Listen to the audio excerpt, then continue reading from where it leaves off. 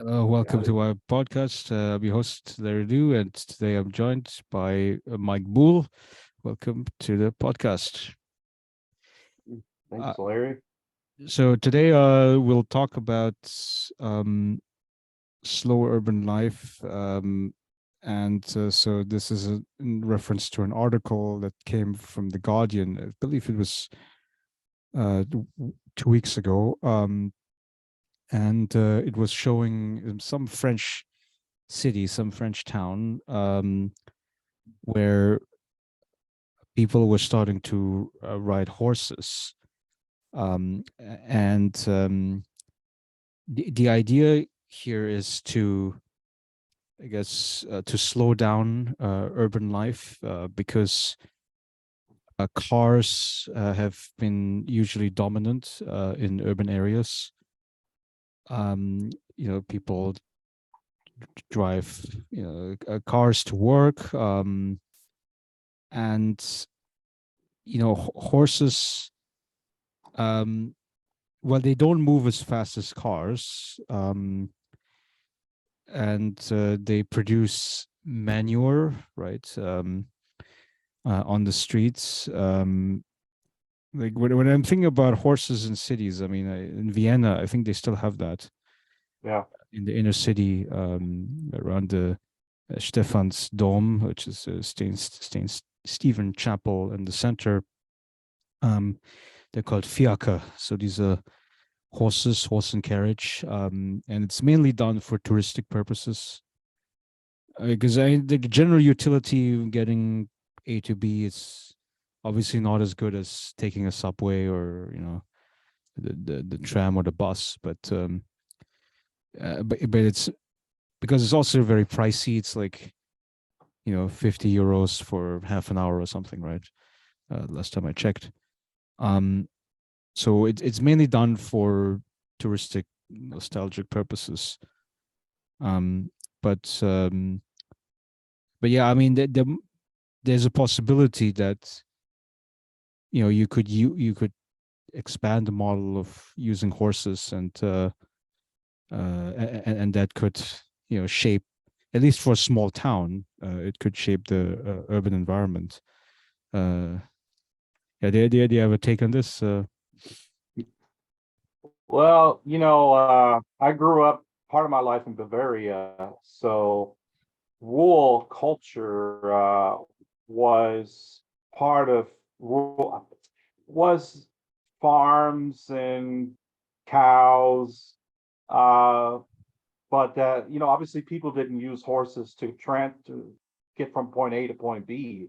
Uh, but I see the idea behind it, to try to go backwards and to maybe make use of horses again or some other means. So I can see the positive side of it, but the practical side of it, I'm not quite sure. Uh, but if you're trying to transport large amounts of people, I could see it maybe as something on the weekends, certain towns, but I'm not sure about the US, how that would work with horses. I mean, there's ranchers here in Texas, there's people that have horses for recreation. So that is true. I mean, there's recreational horse uh stuff going on, but I don't know about the actual use for it for transportation. I'm trying to be a realist. I'm idealist, but then I'm a realist as well, with Well, horses. I mean, But I think yeah, also, I think horseback riding should be distinguished from horse and carriage, which is more like, yeah, I guess the latter is more like a taxi, you could say, maybe carrying people that are, yeah, passengers that don't have to know how to handle a horse himself or herself. yeah. Uh, I and did see that article, by the way. I saw that and I thought, yeah, that's an interesting way, to rethink our transportation methods. Right. well, yeah, I think with horses it might be a difficult sell because um because so what does it actually take to raise a horse, right? I mean, because it's not just that you know they look pretty and smell nasty or whatever, but when they poop, but yeah, it's also about feeding them, right? So you have to give them a certain diet, and then also you have to keep them in the stable, right?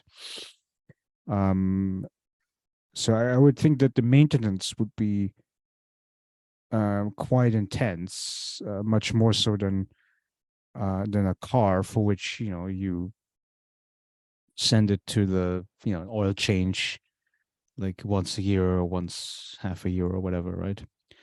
Um, uh, so it And the medical costs too, veterinarian shots and all that, you know. So that gets expensive too, very expensive. But yeah. in Texas, I mean, if I look at from a Texas perspective, there is a business of horses. And I see this, even though I live in the Metroplex, there's a lot of movement of horses. This farmers that kind of trade or sell and trade. There's all sorts of facilities that cater to horses. There's an industry. I mean, agricultural industry here in Texas. Horses is big business. I mean, it's the sale and trade, and then the hay. So it's actually quite fascinating. If you ever come down to Texas, oh, you did once. We're down to Texas once. You'll see these big trailers that people just transport their livestock, including horses, and they'll go 100, 200 miles to sell it. So there is a kind of economy in Texas. Now, I'm not sure about the Northeast United States, how practical that would be, if there is a business in horses or in expanding the uses of horses, not just for agricultural, but other things, maybe even consumption. I don't know if that's right, something in the future. Well, there's definitely The horse meat. recreational horse riding, right? Yeah, yeah. That's for like like young girls. They like this idea of like horse riding.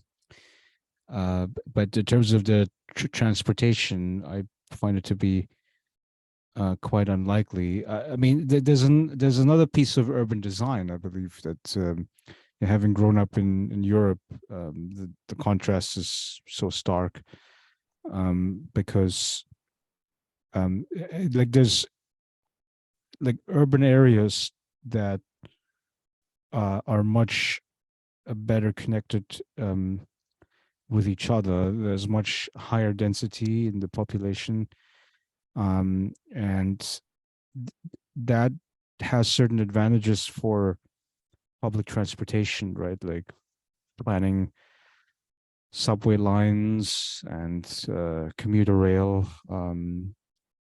buses, things like that. Um, which yeah, in America it doesn't make as much sense because our urban density is usually less. And then when I visited relatives in Toronto region in Canada, I mean, it was even less urban density than what I experienced here in New Jersey, right? Mhm. Um, it's like the distances that you would have to traverse usually by driving. Immense. Yeah, this can be quite substantial.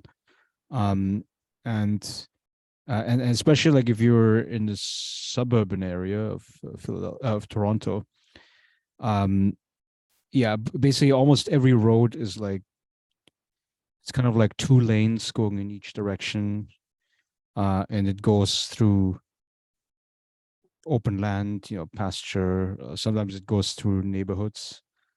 Mhm. Um, but yeah, the distances you traverse are quite enormous, and yeah, it just doesn't make as much sense to have a good public transportation network. Um, yeah, those things make more sense if you have higher population density. So I think you do have to plan for like more density areas first, and then you can develop on top of that various forms of public transportation, or which includes horse riding, um, bike bike lanes. I think maybe Yeah, yeah. e-bikes. I think the threshold on owning a bike would be much lower than owning a horse. Yeah. Because you can just like lock your bike up on the street, and then you know you don't have to worry Well, about it. with the technology available now with e-bikes, I could see e-bikes becoming more practical, uh, just because of the access. And I mean, I see it here in Dallas. I mean, access to e-bikes. It's actually no, not on the highways, but maybe a short distance kind of commute. I have seen people use that as a commute mechanism instead of using the small what do you call those motorcycles? Really small motorcycles, moped, I guess. But yeah, some e-bikes could be practical alternative, but the only issue is the price. So they can easily go from 800 to 1,000 to $2,000. So the the cost is usually a issue for most, right? I personally even looked at one, and that's the issue, and the price of the battery, and something goes wrong, so may not be practical, or it's still an issue of cost. Yeah, I mean, That's I my was take on always it. personally quite skeptical about owning an e-bike because, to me, one of the main benefits of owning the bike was daily exercise. Um, and I can understand, like, if you go up like a very steep hill, I think it can be quite nice to have that as a piece of assistance.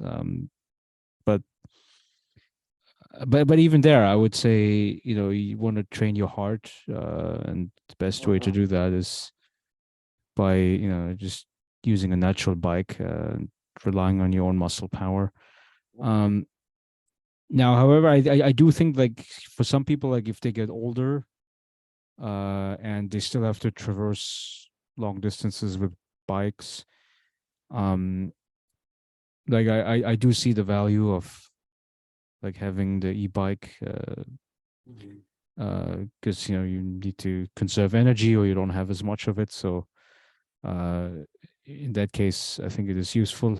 Now, if I see a lot of these young kids now on campus, right, who are Mhm. not the e-bike, but the scooters, Scooters? Oh yeah, the yeah, electric those are scooters. risky. Yeah, and it's so astounding because they're so fast with it. Like they're much faster.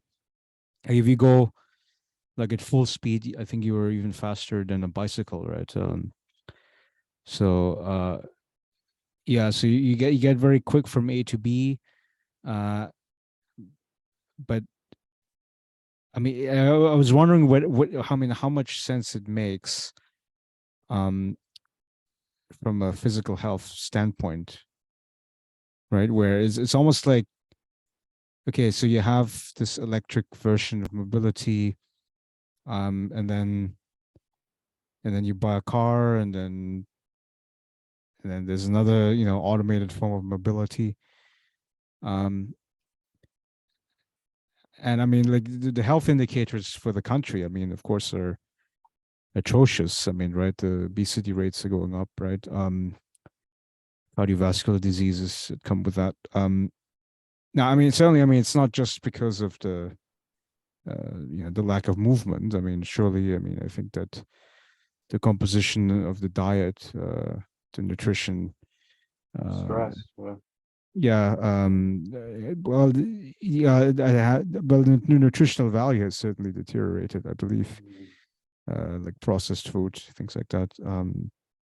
So, but certainly, I mean, the lack of movement, I think that's another factor that we added into the lifestyle. Um, Mhm. if you, like, I guess living in a more rural area, I think that you do get a little bit more, exercise opportunity, right? You get, uh, you can, Hmm.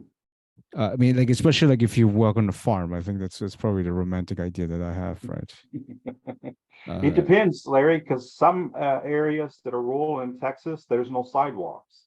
So I don't know. They're still very isolated. So it depends on, like you said, the structure and availability of recreational things you could do, you know. But there's some rural areas that are very cut off. So that's often the problem with, I think, lack of mobility is the car is so central. Car is the central thing, and it creates all these risks, you know. Everything is fixated around the car or truck or SUV or whatever, drive-throughs and everything else. yeah, So yeah. So that's of course quite negative. Yeah, I mean, yeah, yeah, yeah. It's that's why infrastructure, building infrastructure is important, right? Uh, like I was what looking at these photos and social media about. I think Netherlands is one of those countries where they did a complete urban redesign, right? Where they said they basically replaced uh, roads with uh, well, it's a mix of pedestrian zones and bike lanes, and um, yeah, and I would say that the quality, urban quality of life goes up the fewer cars you have traversing the area. Um, because because the cars they produce smog, right? They uh, like the air is much more polluted. mhm. um and then if you yeah if you have more pedestrian zones, then along with that, like busy intersections, for instance, you have more coffee shops, you have restaurants, so you have people hanging around there, and that sort of gives a feeling that the area is more lively, right? So that increases, I think, subjective well-being. Oh yeah, um definitely. Yeah. yeah and yeah and certainly, I mean, yeah, getting around by a bicycle, I do know people who have told me that they would love to bicycle, like for instance here in Princeton, or it Mhm. was back in Oxford, in England, but they were quite hesitant because they didn't have designated bike lanes. Yeah, that's a risk. So, Very yeah, good. Yeah. yeah. So they really, it was about safety for them, Mhm. um, and yeah. So yeah, I think yeah, the infrastructure would have to be built, and then we can see whether people can orient themselves according to it. But again, go back to the original point. Like, you need Mhm. the urban density has to go up, right? Yeah. That's just one of the biggest challenges that we're facing, especially in this country, because I think the issue over here is that we also have much more space, right, Oh yeah. relative to Immense the amount of to the space. population. So Texas especially is very flat. Immense amount of space, right? So like you said, there's this issue of building or replacing the existing infrastructure, which was so focused around cars since the 1950s. So the entire interstate highway system in the United States and all the highways that were built to accommodate the car is in itself, I think, an example of manufactured risk. I mean, we basically have a kind of manufactured risk because the car, like you said, the car takes up space, the car requires a parking spot. The car, uh, takes up enormous amount of space. And so in Europe, the idea is to take back the space that cars used to take up. And then you can rebuild, you have vital cities, you have nice urban spaces that are lively, and you have to restrict the car. You have to restrict the car in areas where you want more mobility. That's what they do in the Netherlands. Uh, Bike lanes, bikes have a priority. So even in the laws, traffic laws, the idea would be to create laws that favor bicycle users over car users. Not this, I hate to say it, the social Darwinistic idea that we have often in the US. So it's like the cars and the trucks sort of have more right, you know, and or people that walk have less rights, like, so there are actually sometimes cases in Texas cities where you cannot walk in certain areas where walking is prohibited, like they'll cut off the lanes for pedestrians, which I thought is crazy, when you think about it.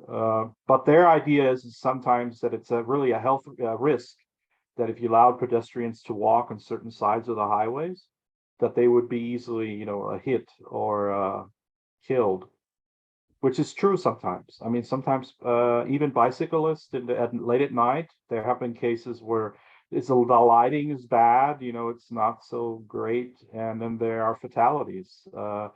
Some people that try to ride on the side of the road because there's no availability of bicycle lanes. So yeah, it's a great. The car is a manufactured risk. I mean, it creates all these issues and dilemmas. Yeah, I had on the So podcast yeah. a demographer, and Michael Lachansky, and we were talking about the elevated rates of mortality, the low life expectancy in the US compared to like other OECD countries. And there's a lot of different factors. I mean, like for instance, the um, oxycodone and like fentanyl, like various kinds of drugs that are being smuggled into this country, is certainly one of the factors. But then there's another thing that you know I think appears to be a low hanging fruit, which is car accident deaths, Mhm. um, which of course you would imagine would be higher in places that where the average person is spending more time on the road, driving more miles, because it just exposes you to the risk. Because I mean, you're gonna have drunk drivers, you're gonna have yeah, people who had a bad day or whatever, and they don't pay attention, uh, and you could just be in the wrong time in the wrong place and could Mhm. get killed. Um, and that's one ironic point. Like if you remember, like when you get your driver's license, they will ask you for the organ donation, right? Mhm. So, an important source of harvesting organs uh, comes from taking the organs of uh, accident deaths. Um, and it's quite. I heard somewhere that like if if everybody stopped driving hypothetically, that yeah, that there would be a lot of people who needed organs who wouldn't get them, basically, right? Mhm. And that could, I guess, over the long run, produce fatalities in other areas. Mhm. But anyway, I mean, that's still not a reason to say that we should be driving more cars, right? I still think that it's a avoidable form of, I guess, early death. But you can only get to that point. Well, okay, so there's the Elon Musk response to that, where probably he would say, Mhm. "Well, we just have to, do self-driving cars. Uh, it's a high Yeah. technology solution, right?" where the uh, presumption clearly is that an automated self-driving car is less likely to run into accidents, right? Like it's hmm, not going to have road rage, it's not going to have a bad day, it's not going to have drunk driving and so forth. Um, but well, yeah, I mean, there's a presumption about well, not only that the technology works perfectly, but also whether it syncs up with the human drivers. So if you have right. say 20% self-driving and then 80% human driving, like the fact that the human factor is an unpredictable one, I mean, that could still create accidents. Um, Enormous risks. Yeah. yeah. Where I was thinking, I Yeah. mean, maybe the low technology solution, Well, which is just changing urban design, might be the better one, right? yeah. Let me share a little story. This actually happened to me in September. I depend on commuting on Texas highways, and one of the most notorious Texas highways that I have driven on is known as I-30. And it is dangerous and very notorious because there are daily accidents, serious accidents. It's because of the magnitude of cars and trucks. I think the estimation is about 100,000 vehicles drive through this interstate I-30 in a day, in a day. So I just want to give a uh, my own personal, you know, kind of something that happened to me on this road is I use it because I have to go from one campus to another when I teach. And there was a piece of giant window unit that somehow was dropped by another truck a mile ahead of me. And I didn't wasn't able to visibly see it. I assumed it was like a cardboard box or something, but because of the nature of the highway, it's difficult to sometimes maneuver out, right? Because there's a massive amount of cars. And I drove over this thing and it destroyed my transmission. But that's just I got lucky. I mean, it could have been a deadly, kind of outcome. And indeed, I mean, a lot of if you have this much amount of transportation, a lot of cars and trucks and just movement that it's difficult to regulate it after a while. It's just so massive, So many people depend on this highway, and it's almost that the infrastructure is not keeping up with the demand, and they haven't thought of alternative transportation methods. So then you have these accidents, regular accidents, and I think it's not just Texas. I think it's California. I think it's a lot of cities that have so much traffic, so many cars, so many working vehicles, and so much moving goods and services, uh, big trucks, and you can see often the damage it does to the highways, this immense amount of tear and wear, right? So yeah, it's definitely something. It's dangerous to drive on some of these highways. This is from a personal, story. Um, Luckily, in my case, it was okay. I just lost my transmission, but I can imagine somebody else not so lucky when they drive over a piece of tire or a piece of metal that falls out of somebody's truck, and then you drive over it, right? So yeah, yeah, that's the problem with our infrastructure. It's really outdated and right. yeah. I went to this ASA conference this past summer. I think it was in Los Angeles. And of course, first thing I did, I landed, and then I had to get to the downtown area, so I took the public transportation, which is like a subway line and then a bus line. Um, and in an interchange between the subway and the bus line, there you like the area that you're waiting in at the bus stop. Like there was this huge road. It was like, 3 lanes going in each direction. And it was right on top of a highway that it was intersecting with. So the highway was in a tunnel that was below. Um, and the highway itself was like maybe 6 lanes or something. I mean, it Wow, was massive. yeah, it's totally crazy. I mean, and the noise of it is just crazy. I mean, Mm. you had so many cars that were like going through, and um, What yeah, happens when there's a wreck? Just shut everything down, or curious. I mean, yeah, there's no movement, obviously, but like I always notice that it really, makes it primitive. It's like there's no going forward or backwards when there are wrecks, and it's just so sad too because there's often lives lost tragically. yeah. Traffic jams, of course, do Yeah, happen as well. smog probably.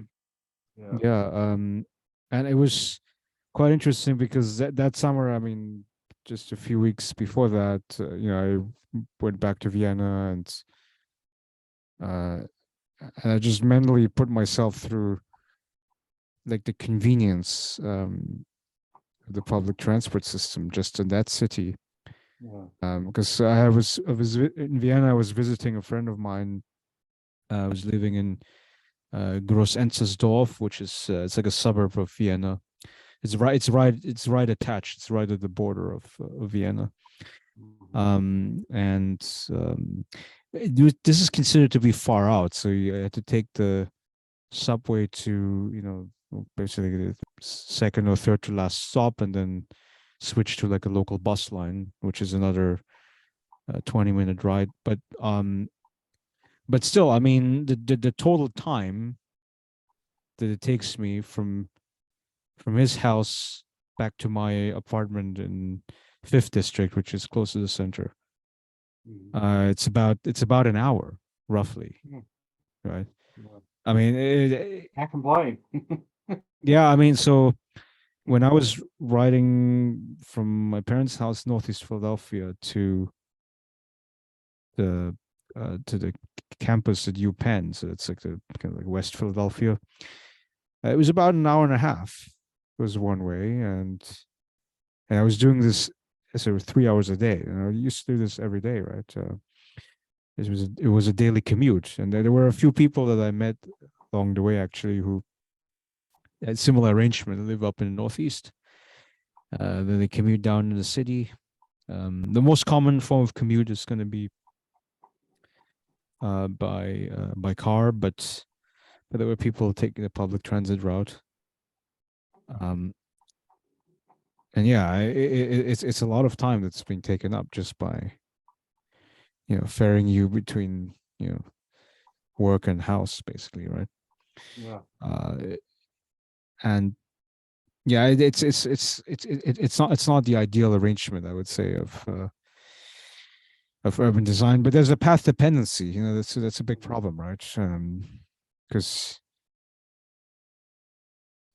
I mean, one of the issues also, yeah, is about not co-locating housing and business, right? Which I think you would have to do. Like I mean, if you want really short commute times for your workers, you would basically have to build the housing facilities in the same neighborhoods as where the businesses are. And I believe that would be much easier to do in the European countries, in the European cities. And even if that's not completely the case, that's okay too, because with public transit, they're still connected, maybe half an hour or whatever, right? But the way how the urban design is done over here, uh, where you have very long commute times. Yeah, I mean, yeah, because you're basically dividing business and residential, right? So um, they're not lined up well with each other. I think that's one of. I mean, so I'm not an urban planner, and I think I'd be happy to be educated by an urban planner about how difficult it Uh, is to do that. Well, there's David Harvey, and then there's Richard Sennett, right? Oh, there's many more.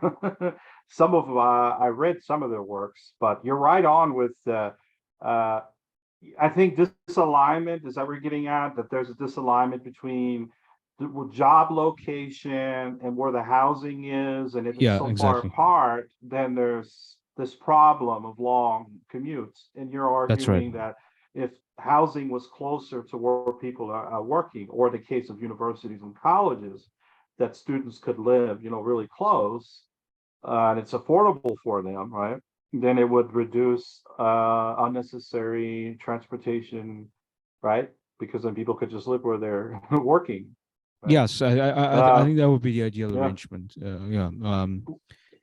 yeah, But closer, make it, yeah, closer. So we're getting at, yeah, I mean, right? it's like this. It would require smart urban planning. Where I mean, so one thing I'm thinking of is like, I mean, if you think of like New York City, like Manhattan, right, which is the heart of sort of like businesses, right? They have these like fancy towers, like skyscrapers of like the banking headquarters, right? Um, and maybe the idea is, you know, yeah, that we don't have the space there to build residential facilities, or we don't really want to have that. It's an inefficient use of space, right? That's sort of the I don't know, the Wall Street way of thinking. Mhm. Um, yeah, I mean, maybe this would be a very that maybe Wall Street is too extreme of an example, but I think it would be possible. Um, if you had like an well designed urban planning, I think it should be possible to put residencies and businesses closer together.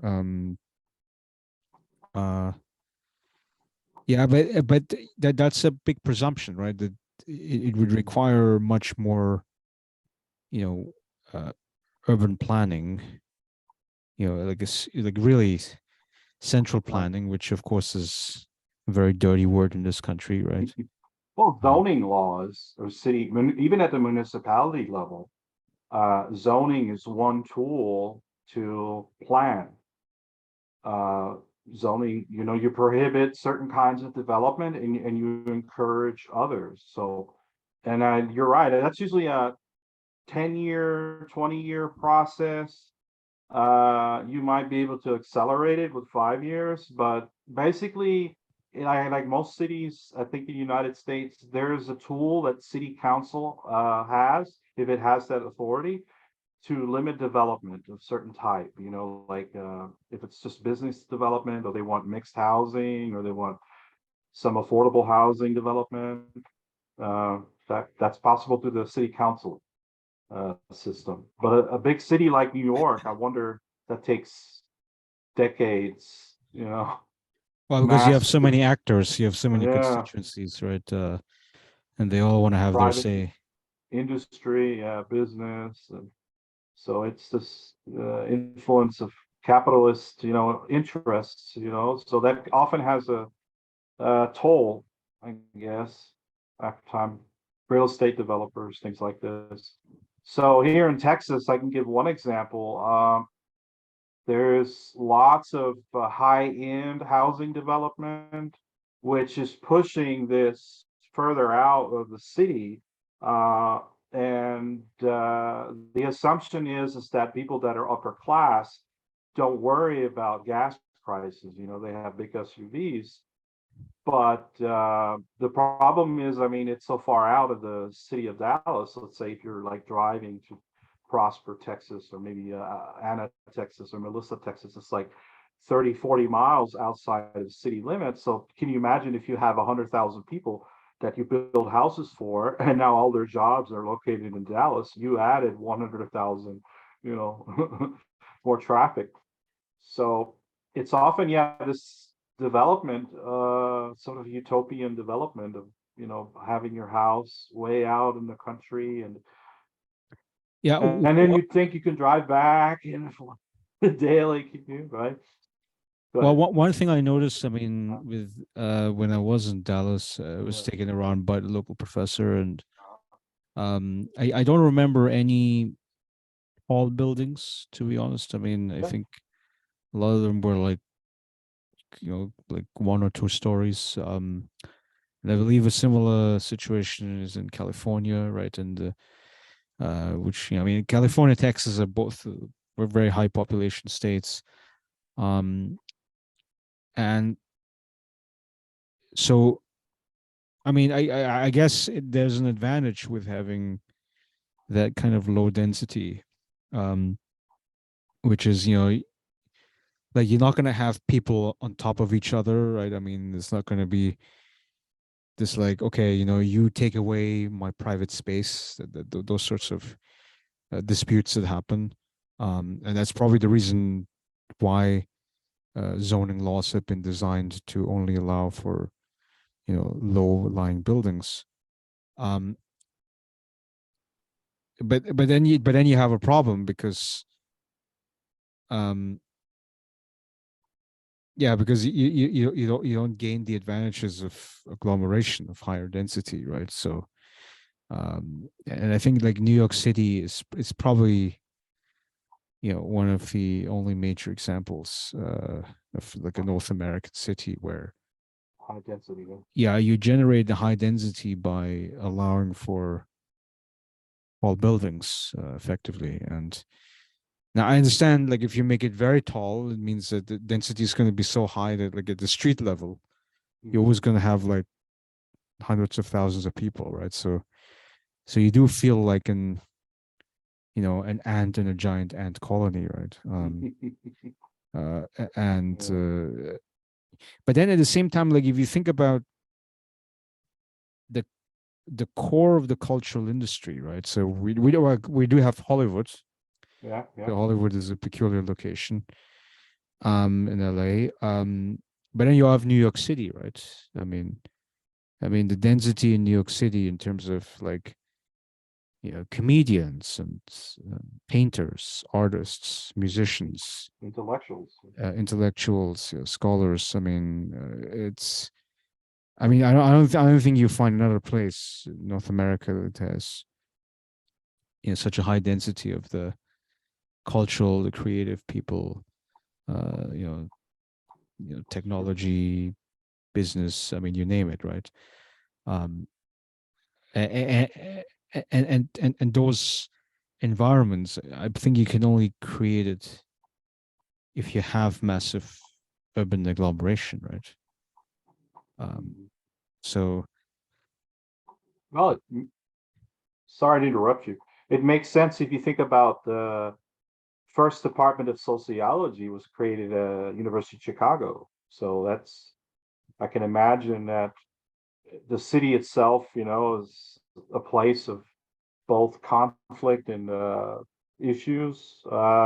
That makes sense. I mean, that it would be founded at the University of Chicago. I don't know. I mean, I'm just thinking it in that way, but I wouldn't think of it being developed in Austin, Texas. At least not before the turn of the century or 200 years ago, 150 years ago. Because Chicago is a place, industrialization, factories, slaughterhouses. I mean, dynamic. So, uh, of course, I mean, they could have opened up the first sociology department in New York too. That could have happened, right?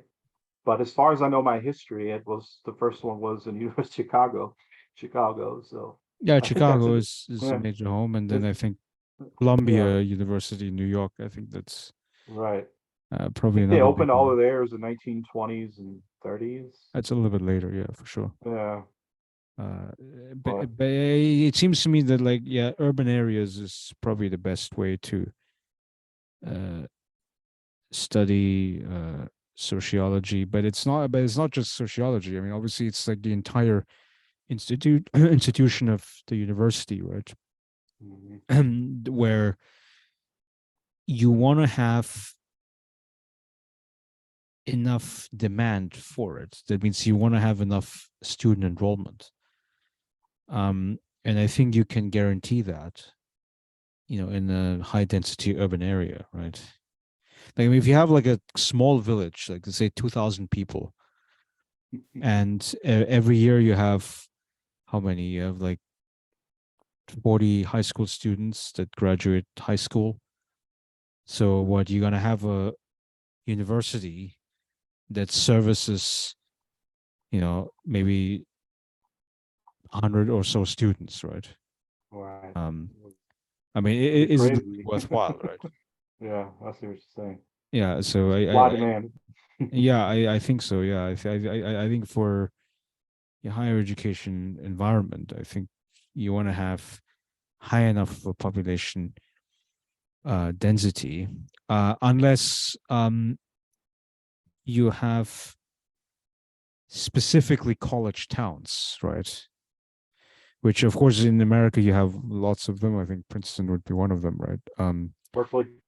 Yeah, where the whole point, the raison d'être, right? The reason for this town to exist was because of the university that, maybe like a land grant or whatever. So in some way, it gets founded, usually by some wealthy people, um, and then they attract the students to from the outside.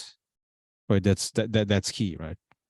Students from the outside, from the rest of the country, to want to go to that name brand institution.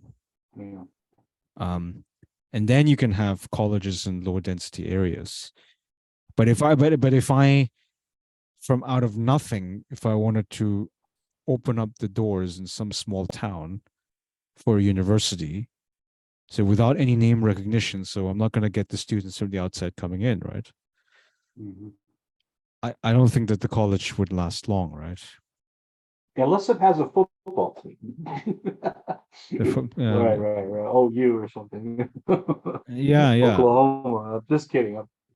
Which, which is a good point. The role of sports. yeah. Sports can be quite attractive for sure. There's no doubt Yeah. about it. I mean, but yeah, I mean, I was thinking like college towns, they can only thrive based on the reputation that they already have, right? Uh,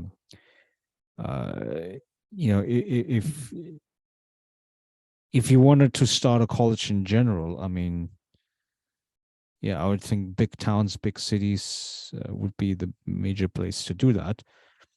Also, it's interesting that community colleges, they tend to be in the urban centers. I mean, community college of Philadelphia was a major one that I attended. College, college. Um, Yeah. yeah, then in New York City, I mean, there's like dozens of those community colleges with different kinds of names.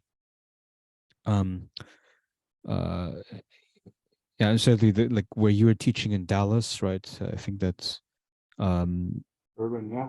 yeah, it's an urban area, right, where you can have Yeah. a lot of campuses like that.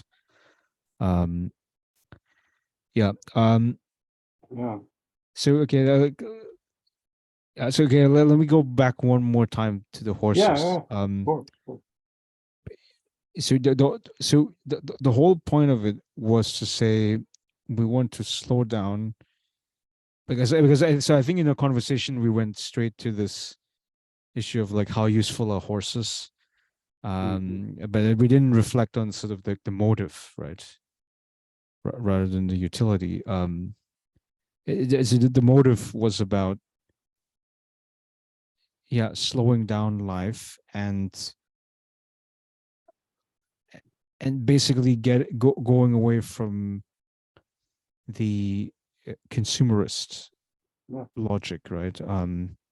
Fast capitalism. Yeah, We're fast slowing it capitalism. down, right? Slowing it down. Yeah, there's this idea, I believe it was by um, David Harvey, right? Mhm. It was about space-time compression, right?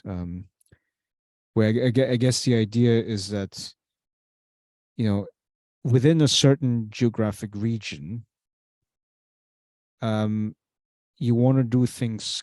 quicker and faster. Mm. And uh, and you want to basically create more surplus value. You want to accumulate more capital, right?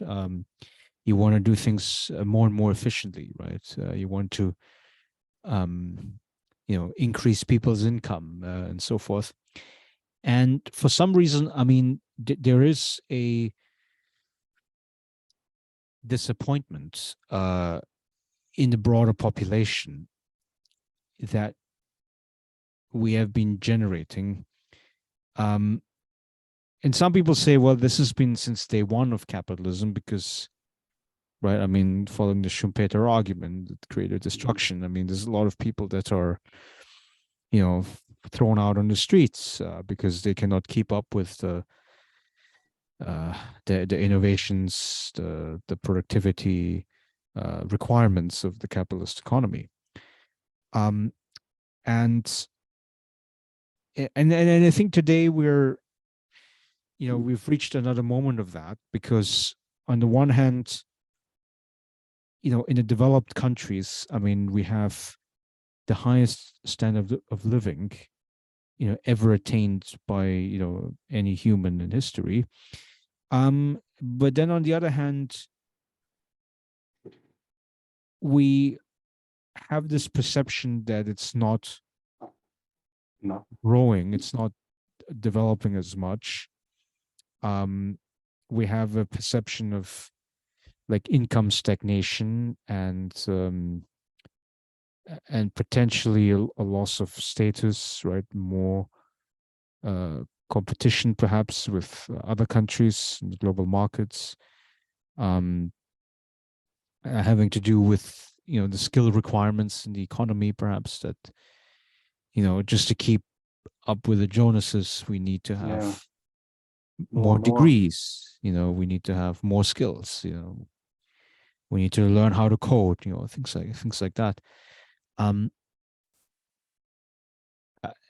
and it's all about the this economic rationale of value creation, right? The Supposed, yeah. Verwertungsprozess, right? And that and and now when you have people who say, well, stop that, I mean, we're trying to throw the sand into the process.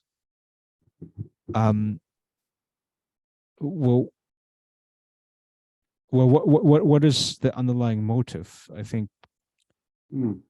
some of it has to do with self-defense, right? The fact that, well, okay, the rich keep getting richer. I mean, I don't get as much of a piece of the pie anymore.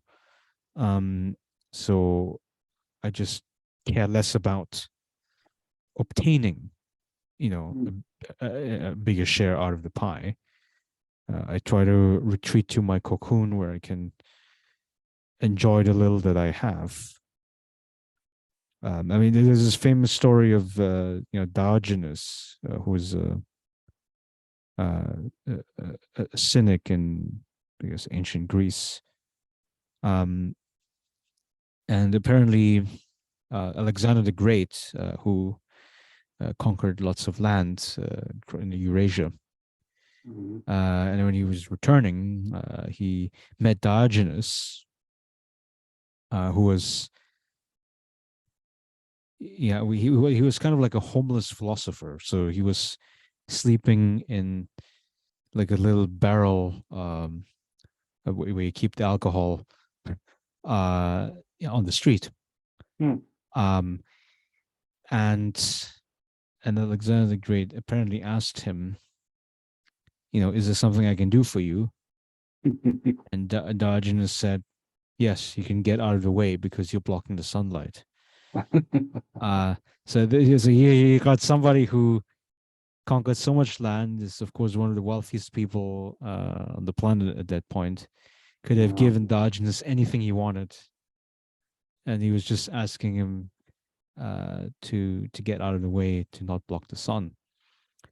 Um, Well, different mindsets, different goals in life philosophies, I guess. I hope I interpreted it right. I don't know. Different yeah. Yeah. I So mean, obviously, like Alexander the Great sort of represents the kind of utilitarian viewpoint, right? Where, I conquer more land, I conquer more space. That means my people will have more to eat because they plundered the food from neighboring countries, things like that. mhm. Um, and we can clearly see, I mean, even the 21st century, I mean, even though it's unusual, but still, we have that repeated Phenomenon, right? Right. mentality. I mean, Vladimir Putin, right? I mean, like Would you who would say to have? some extent Elon Musk too? This I don't know, an entrepreneurial kind of spirit, the kind of go-getter kind of mentality of there's no limitation of how much money or income or how many companies somebody can run, right? So it's like the culture drives on it too. It stimulates it and it encourages it, you know. One person has so much symbolic weight, symbolic power. Yeah. So So yeah, see, so I mean, with Elon Musk, I mean, I do have a split opinion about him because, yeah. because of course there's a lot of criticism that is, waged against him. Because I mean, effectively, I mean, he supports one side of the political spectrum, right? I mean, he supports, certain conservative Republicans, and then he sort of takes issue mostly in the Democratic Party. Um, and I do find it a little bit problematic that, a platform as important as Twitter, where you have the CEO basically going out of his way to support one side. Um, Now, of course, I mean, I didn't support, the fact that, Twitter back then, when, you know you had the suppression of whatever Hunter Biden's laptop or whatever. I mean, which is not to Yeah, say that it's the most important topic in the country. I'm just saying that right, right. um that a platform which is a public platform shouldn't be instrumentalized by either political party, right? So there might be some criticism against Musk, but I think, but the bigger idea is a point you raised earlier, which is, Yeah.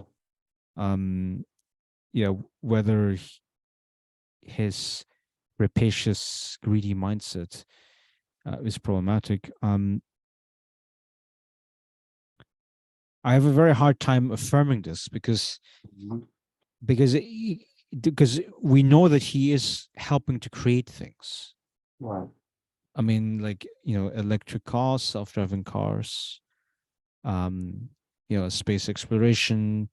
Now it's a communication platform, right? So, you know, I mean, there's an inherent value that, I mean, of course, it's not just him. I mean, you need computer programmers, coders, engineers, right? All those Tesla employees inside Yeah, the you need, factory.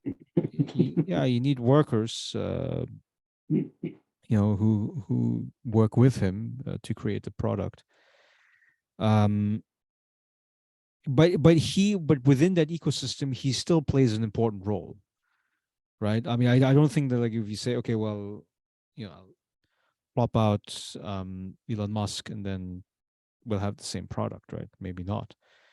Um, so there's something about this idea of the value creation that I think Or cannot agency. be underestimated. You think there's a view of agency dynamic that LM's representation of such an agency, entrepreneurial spirit, innovation, and on the other hand, it creates resentment, right? It creates others see it as he's getting too greedy, he's getting too much power, he's getting too much money. So I find that interesting, the dynamic. It's ambivalent. It's ambivalence between agency of this entrepreneurial capitalist innovative person that's see it all over the television, uh but it maybe doesn't satisfy the rest of the population. I don't know, disconnect there, and people start to recognize the disconnect. Why is this person celebrated and not this other person, or why is this such a focus? Because of its economic, I mean, it's economic wealth. I mean, it's a lot of money involved, right? Businesses and all that. Right. I mean, the fact that I like he mean, can snap his finger yeah, and he purchases Twitter $47 billion. yeah. I think most of it was funded from loans by J.P. Morgan and some banks. Yeah. Um, What would but be the good phrase? I mean, would we say he's a kind of aristocratic class now? I mean, is a new aristocratic business class, elite? I mean, what would be the term that would be appropriate? I wouldn't just say CEO. I mean, it's CEO, yeah, but now he's an elite. I mean, well, he's he's yeah. so what's complicated. So the reason why he's not a normal CEO is because on top of that he is an entrepreneur. Right. So Mhm, if you think about a CEO, I would think of a manager type. Right. So a manager is somebody who takes an existing business model, an existing organization structure, and yeah, I mean the verb is to manage, right? Basically to continue leading the organization so that it can durably, by durably I mean over the long term, produce the output that the firm is known for. An entrepreneur is so that's like sort of like so a CEO is kind of very conservative, you could say, right? The mindset. mhm, And then an entrepreneur is disruptive, right? It's somebody who basically wants to shake up a market by introducing new things. So Tesla shakes up the auto market because it pushes out the combustion engine vehicles over time, right? Um, and then with the acquisition of communication tools, there's another element that's attached to Elon Musk. So it's not just CEO and being an entrepreneur. And then the third element is being, um, I guess, cultural elite might be the term for that, right? mhm. Um, you know, He definitely has symbolic capital. Yeah, a lot of yeah. So signature.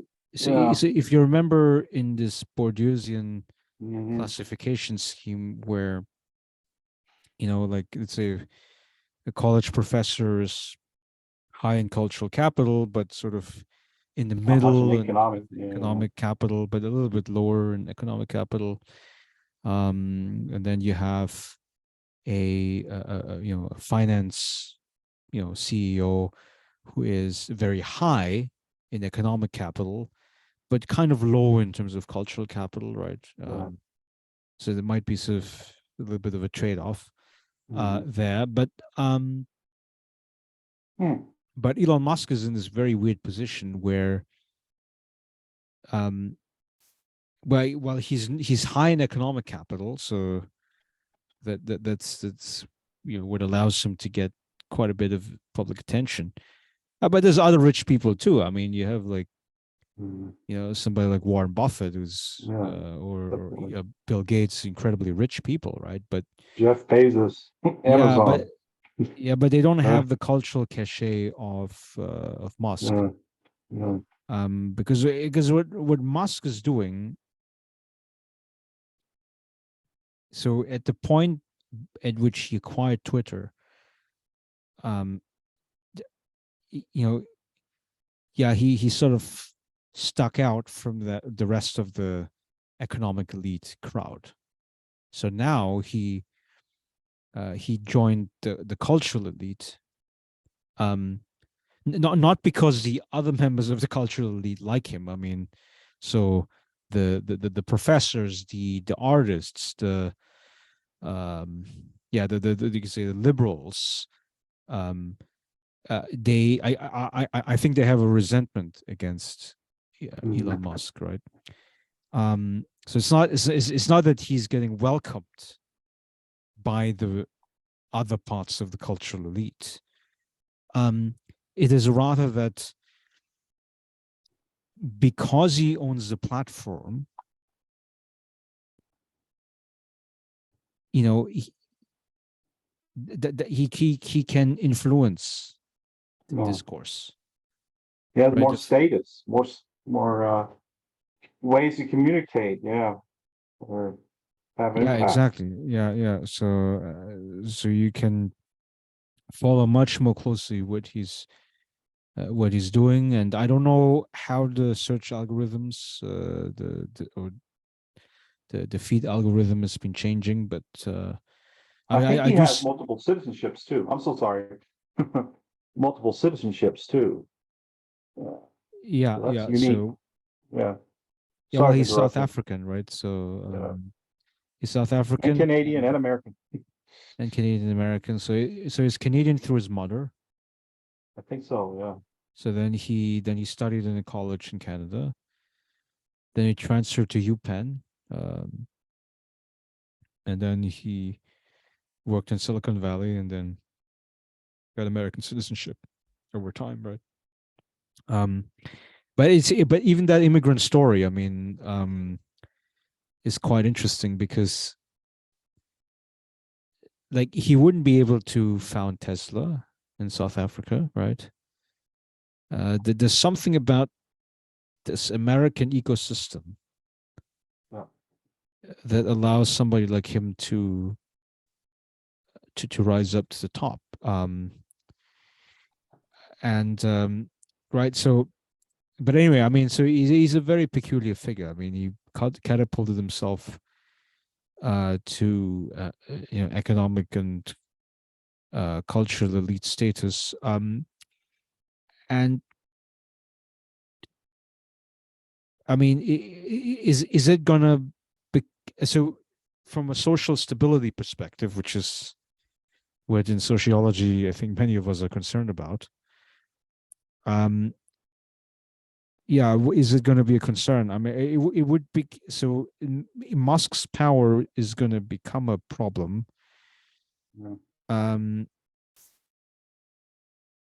if this, yeah, if there's something weird and unforeseen that would happen, like for instance, if he decided not just Trump being allowed back on the platform, um, he's just a singular figure. But I mean, if in the future, I mean, maybe an even more right wing figure. I mean, who's more polarizing, but then of course has a more committed base. Um, like I mean, I so there's some fascistic elements in sort of Trump's politics, but he was incompetent, right? I mean, he wasn't able to um like he had a base. It was fairly reliable, but in order to be a well, I would call that a competent fascist, right? Mhm. You would also have to take control of the state apparatus. So you'd have to be able to switch out the general staff and the Pentagon, the intelligence agencies, um, the judiciary, like you'd have to be able to control the state apparatus. And then One if part, top the totalitarian kind of system or something. right, Yeah. then you would be a competent fascist. I mean, I don't think it's so much that Trump didn't want to be a dictator. I think he wanted to be. Like he just didn't know how to do it, right? Um, because he only had one element, which is the base, right? Which doesn't even have to be the majority of the population. I mean, like his approval rating was about 40% throughout the presidency. And then the committed base. So these are the Proud Boy types. It's much smaller percent. I mean, maybe 10% or whatever of the population or Right. less. Sure. Um, yeah, so you have the solid core base, right? The people that could, go out on the street on his behalf. And then if you, on top of that, if you control the state apparatus, right? Then yes, I think he would have been successful in, making a dictatorship. Mm. And I'm not sure. I mean, so with Elon Musk, I don't know whether Don't say it. Huh? um, Well, yeah, I it mean, could turn he's gonna be into around. an economic kind of populism or an economic uh, uh, elite. I mean, this is very significant. I mean, you think about his value, economic value, is what, $200 billion net worth. I mean, that's not small change. That's significant. So uh, the question we should start to ask is, uh, you know, democracy and this enormous amount of income differences, and if that's compatible to a democracy. So I don't know. And then again, the question is, you can't take it away. Well, you can tax people, progressive taxation, right? But this whole question of, if one person has that many companies that they control, right, or own or run, and it's enormous. So I don't know. Yeah, I was watching the It's interview very with. massive. I'm sorry. I was But watching the interview with Musk about this. yeah, He was asked about like how much taxes you pay, and this is a lot.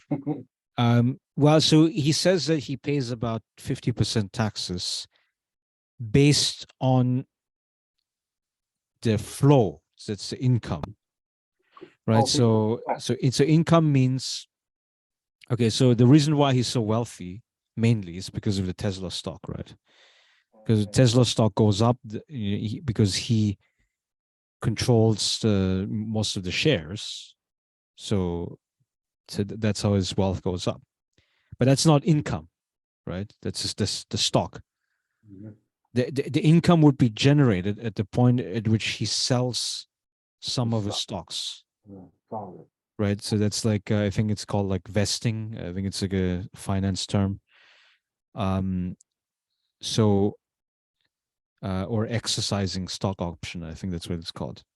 So when he exercises the stock option, that's basically like selling the stock.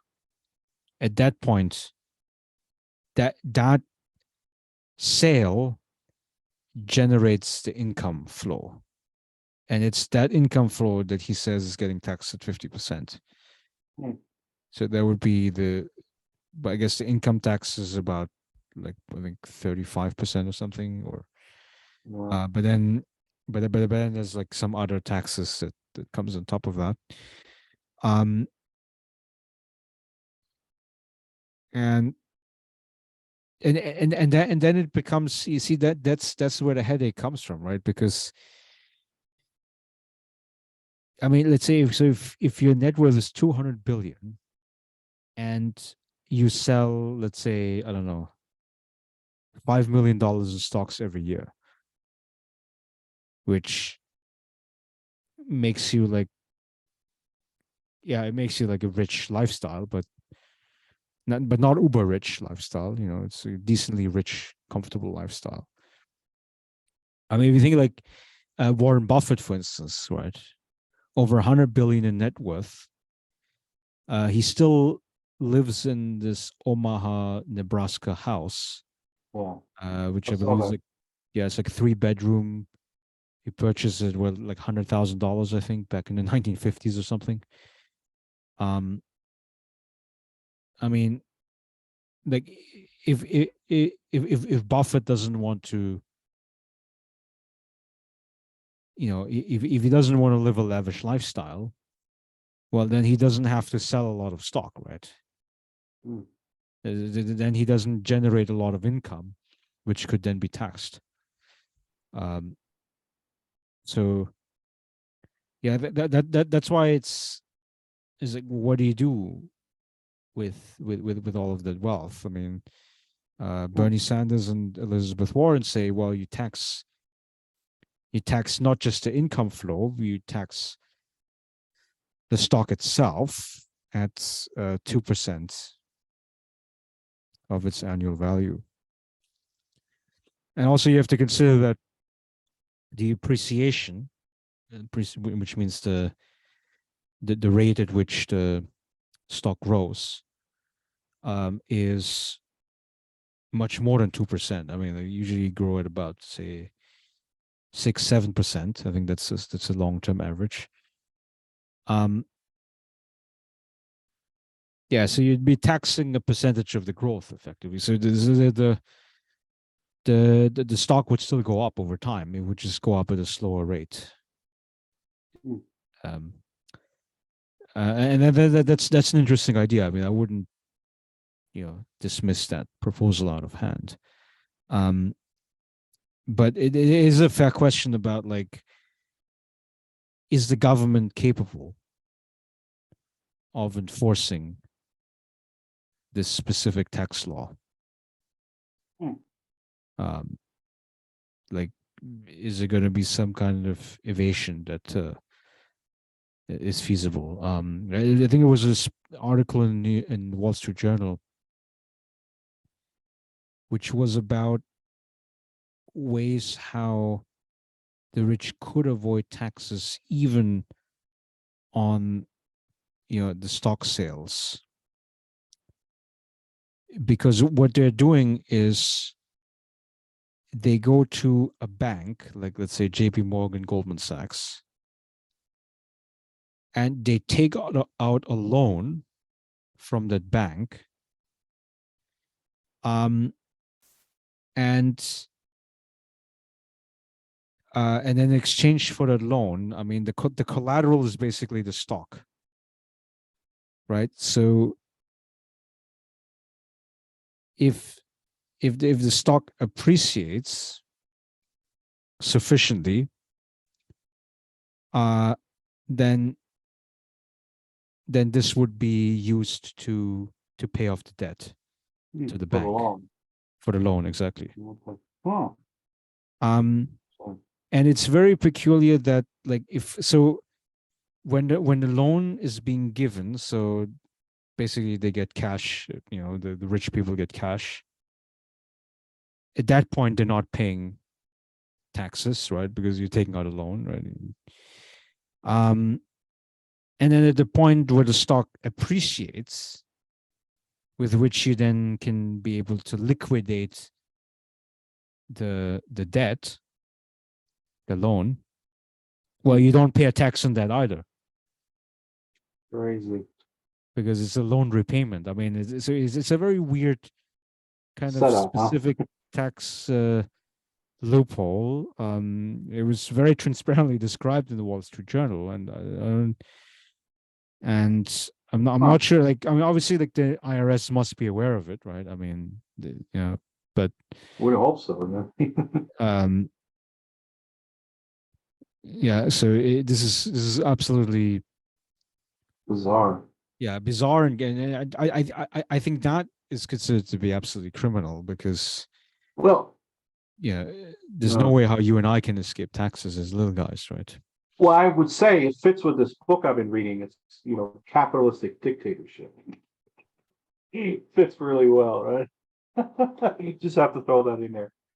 Is it like one or two juicy quotes or theories that you want to? Well, this was written by one of my professors at UNT, and I'm still reviewing it, and it is massive, and it's theoretical and quantitative, and it's but that's the general thesis, that we are shifting towards a capitalistic dictatorship, and he kind of hints at examples that you actually describe, like economic concentration of wealth, and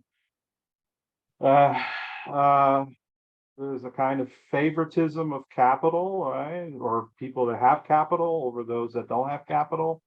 So I don't know. I'm still kind of reading through it, but it kind of goes together with our topic with Musk, right, somewhat. But it's a really impressive book. I'm still reading it. Well, once I get done, I'll be able to quote. But Yeah, I well, think, that's why again on the Musk, I mean, it's like a love-hate relationship to some yeah, extent yeah, because it really is. Yeah. on the one hand, yes, I think yeah, he's creating something, he's creating a product, Mhm. um, and then on the other hand, I mean, like, what are the drawbacks of like one person having too much power? You know, like for Yeah. instance, I wouldn't want to use Twitter right now to like criticize Musk, right? Because I mean he's the big boss now, right? I mean, like, am I going to be blocked by him? I mean, could he retaliate against me? You know, and things like that. You wrote you discussed something negative about me. Yeah, I mean, that's always something that has Right. to be considered now. I mean, Yeah. where I mean, even though his whole shtick was, I'm in favor of your free speech and whatever, but um, you know, so okay, so I'm very influenced by Philip Pettit, like the Okay. theory of non-domination, which is like Uh, his idea of civic republicanism. He uses the example of Torvald and Nora in one of the plays by uh, I don't think Henrik Ibsen or something. mhm, Um, and so Torvald is the husband, Nora is the wife in that play, and Torvald is a very kind husband who gives a lot of freedom to Nora, and I believe it's happening in Norway, which is Ibsen's home country. But it was, I think, in the 19th century, so it's not contemporary. So 19th century, very conservative in terms of gender roles. You know, mhm. women are supposed to be at home. They're raising the children. They're not working. They're submissive to husbands. So there was the normal social environment. And then Pettit asks the question: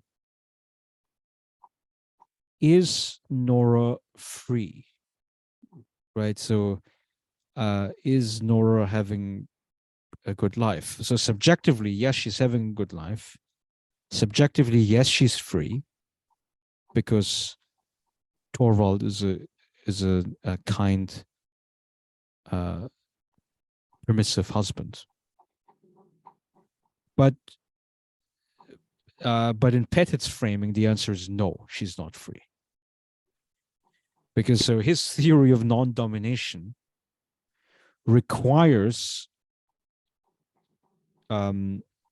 what he calls like meeting the eyeball test.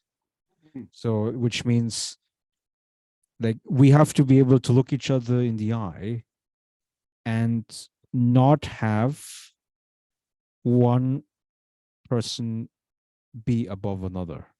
Mm, So it would have to be like it would have to be a situation of perfect equality in terms of status, and that was not the case in the in Nora's marriage because Torvald at any time could revoke that marriage contract mm.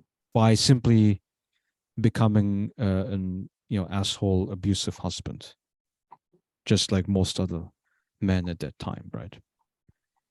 Um, and that's so Nora's marriage does not meet the definition of non-domination. So because that's why again applying this to Elon Musk. I mean, No. um, is Elon Musk a benevolent social media communications czar?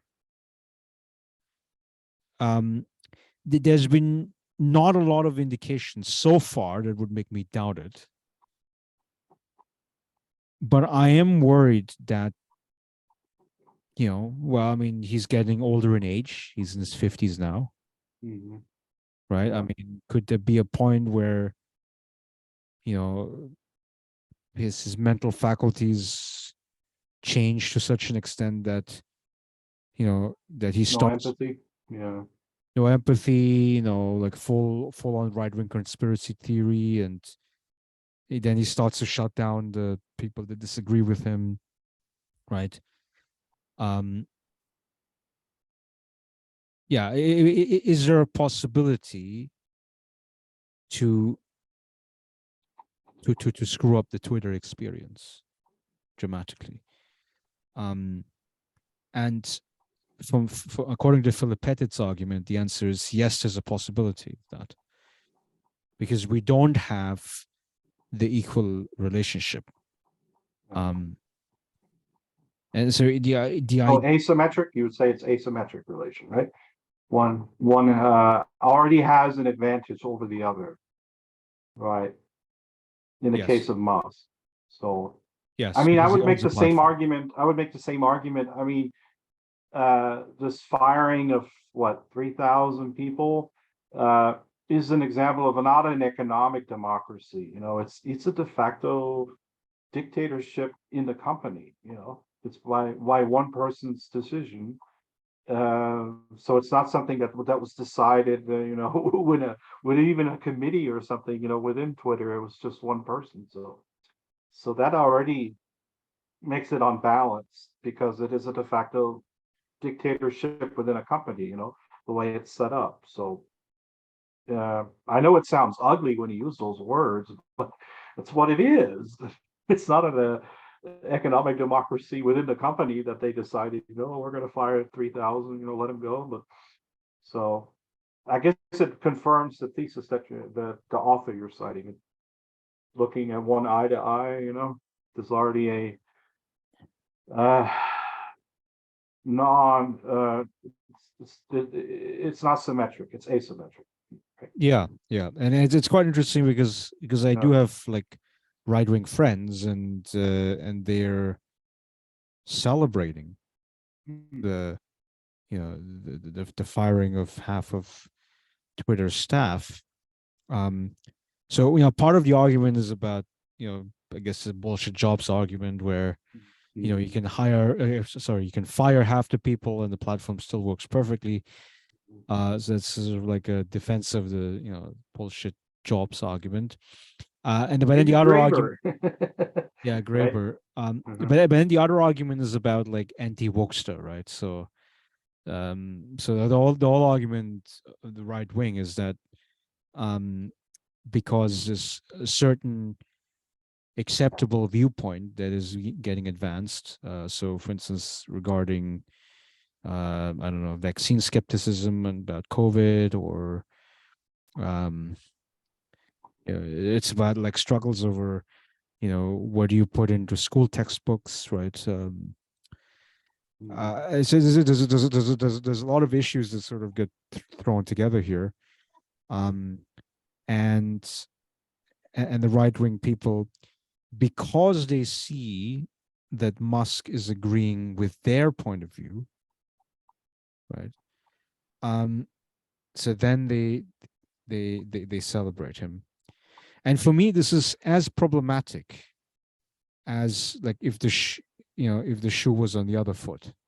Mhm. Like, I mean, I'm equally troubled. Like, if let's say, yeah, I mean, if the left wing crowd were to be able to take over the platform and then they celebrate, yay, finally we can kick out the right wing and the Our fascist. person, Musk is our guy, huh? All right. Yeah. Yeah, I mean, I'm very Well, worried. I mean, like if there's okay. any specific political side where they're like, okay, well, we have the hegemony now, we run the shop Mhm. now. Um, I don't think this can be good, for the discourse. I mean, like I sort of have this Habermasian Mhm. idealistic, you Public know, sphere. yeah, communication, yeah, public sphere paradigm where I like so so we know from the Habermasian description, like he was a real idealist, right?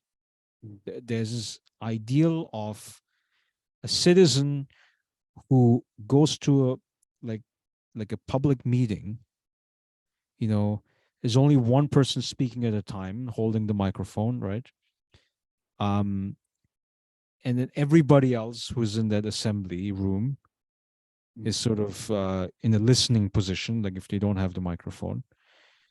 And in that sense, you know, whether you're Elon Musk or Elon normal, right, a normal person, Mhm. um, you get, each of them gets whatever the 30 seconds to make the point, right?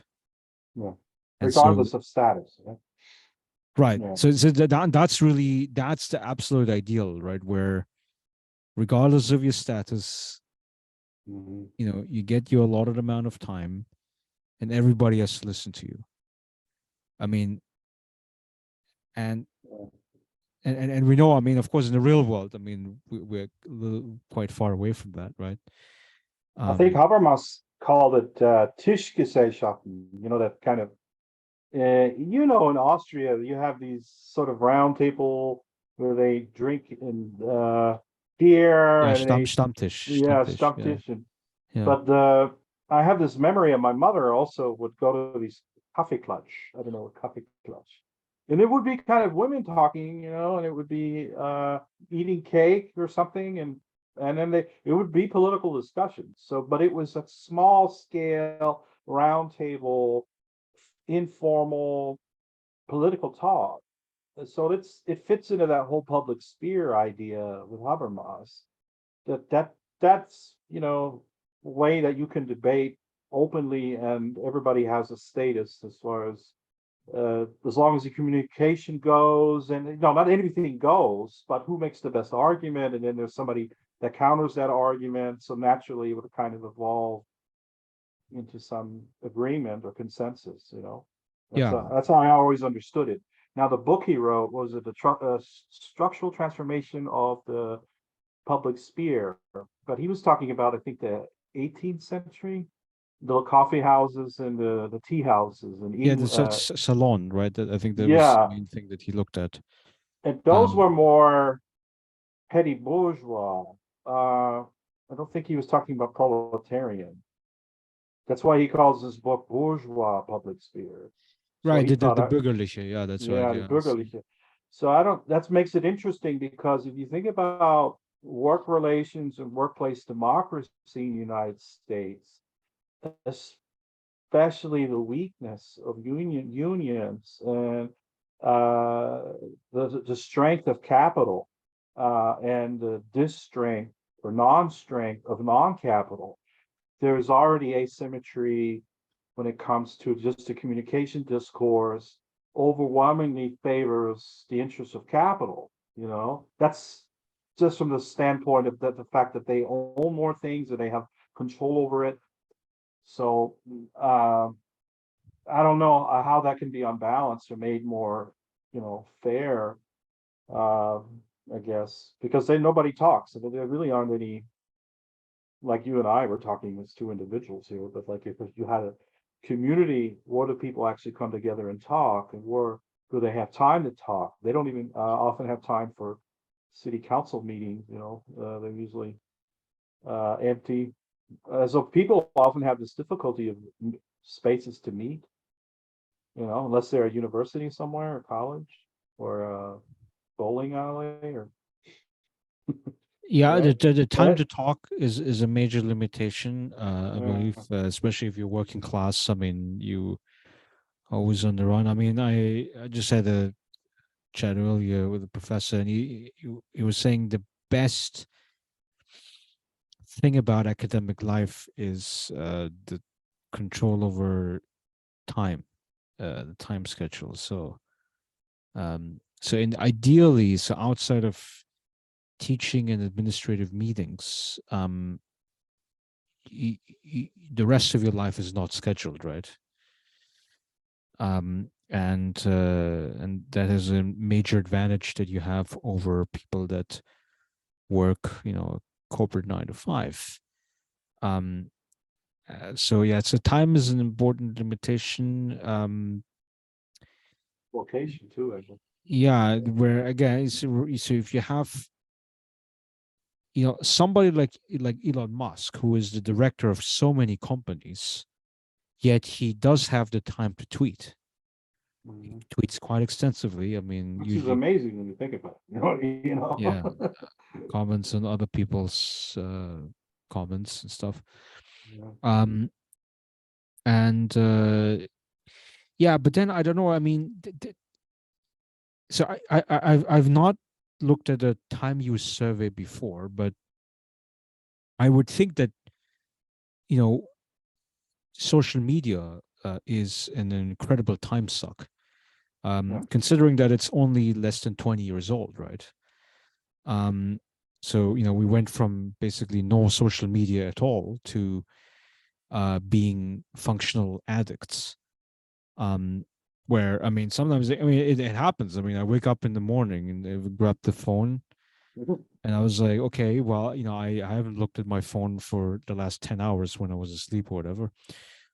So I'm sure, you know, there's some new stuff that's going to be on my feed, right?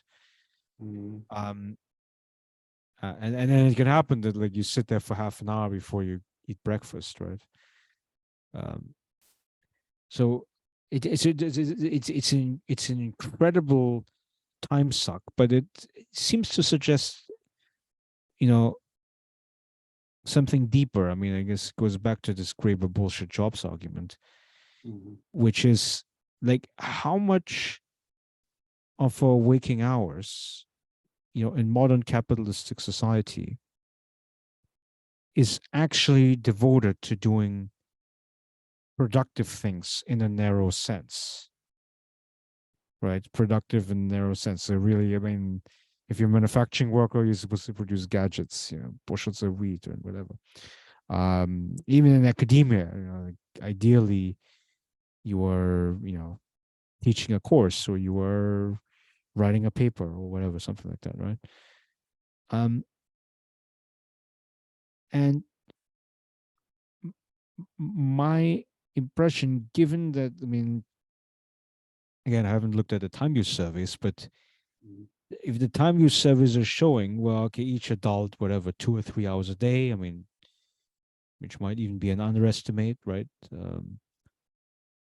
You know, has set aside this much time on social media. And I know that people are doing that because, you know, because I just go to my Twitter and I look at the people who keep liking things, you know, so Mhm. so I know there's lots of people, A lot of digital labor, right? yeah, who are, you know, Unpaid digital labor, I guess. who are expending their unpaid digital Mhm. labor to some extent. Yeah, absolutely. Yeah.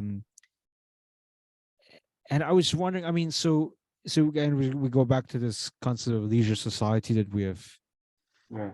been playing with Manipulate. podcasts.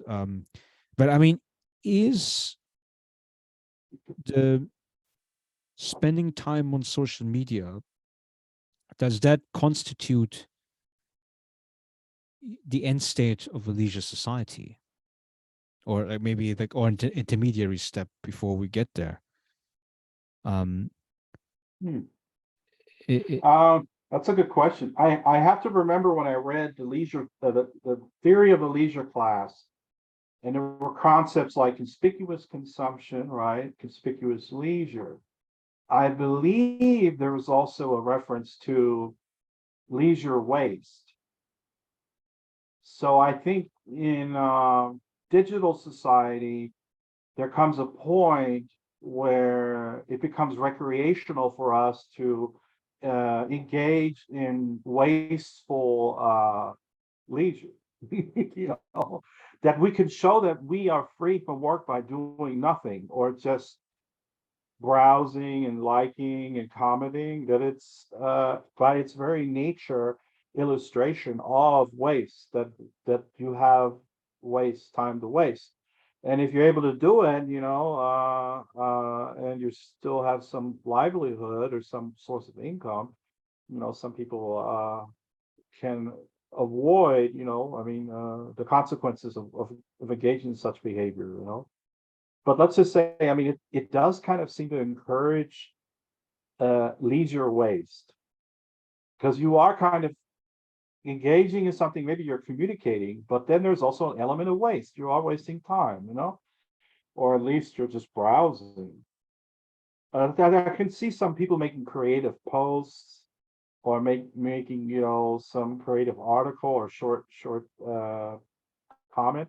But it seems to be a lot of waste that is normalized. The kind of, wasteful activity. I mean, it's just basic wasteful activity that people may engage in. That's my observation. I could just be totally subjective on this, but I think with Veblen, I think he would probably say, aha, this is a conspicuous consumer activity, It isn't a digital leisure class.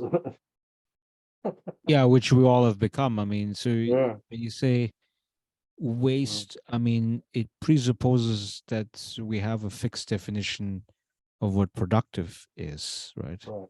Um, and so I guess so in the basic income debate, I mean, I think one of the major justifications that we have is about the level of automation that exists in the society. I mean, it's not the only pro UBI argument. I think there's the human dignity argument too. I mean, and also about paying off a lot of like female labor, caring labor, things like that. So there's other arguments for UBI, but I think one of the core arguments was the level of automation in society, and I I do think that we have, at least in the Western capitalist countries, in the most developed countries in the world, I do think that we have reached a stage where the vast majority of, or at least a significant minority of population, is not engaged in any productive work in the narrowest sense.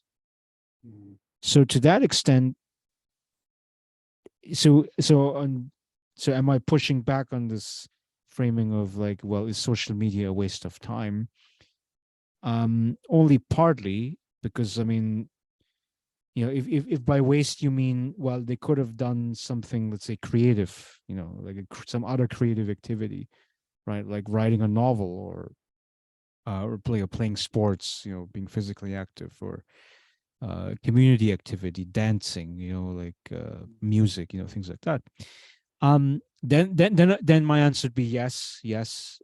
Social media is still a waste of time, but then if you say, well, social media is a waste of time because we're not doing productive labor in the narrowest sense, Mhm. then I would disagree with that. Mhm.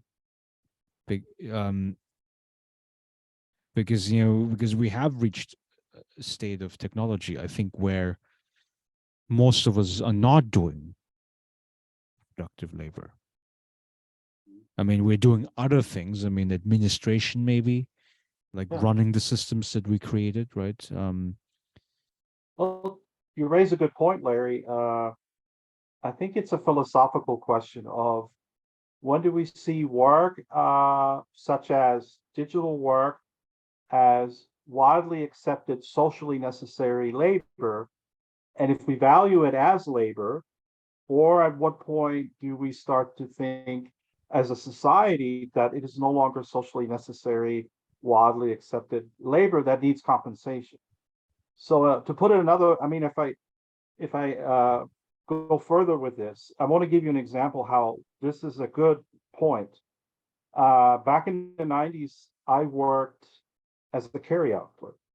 That was at that time seen as socially necessary, socially accepted. I mean, you got paid for it. I was young, and I would carry out groceries to old people's cars, right?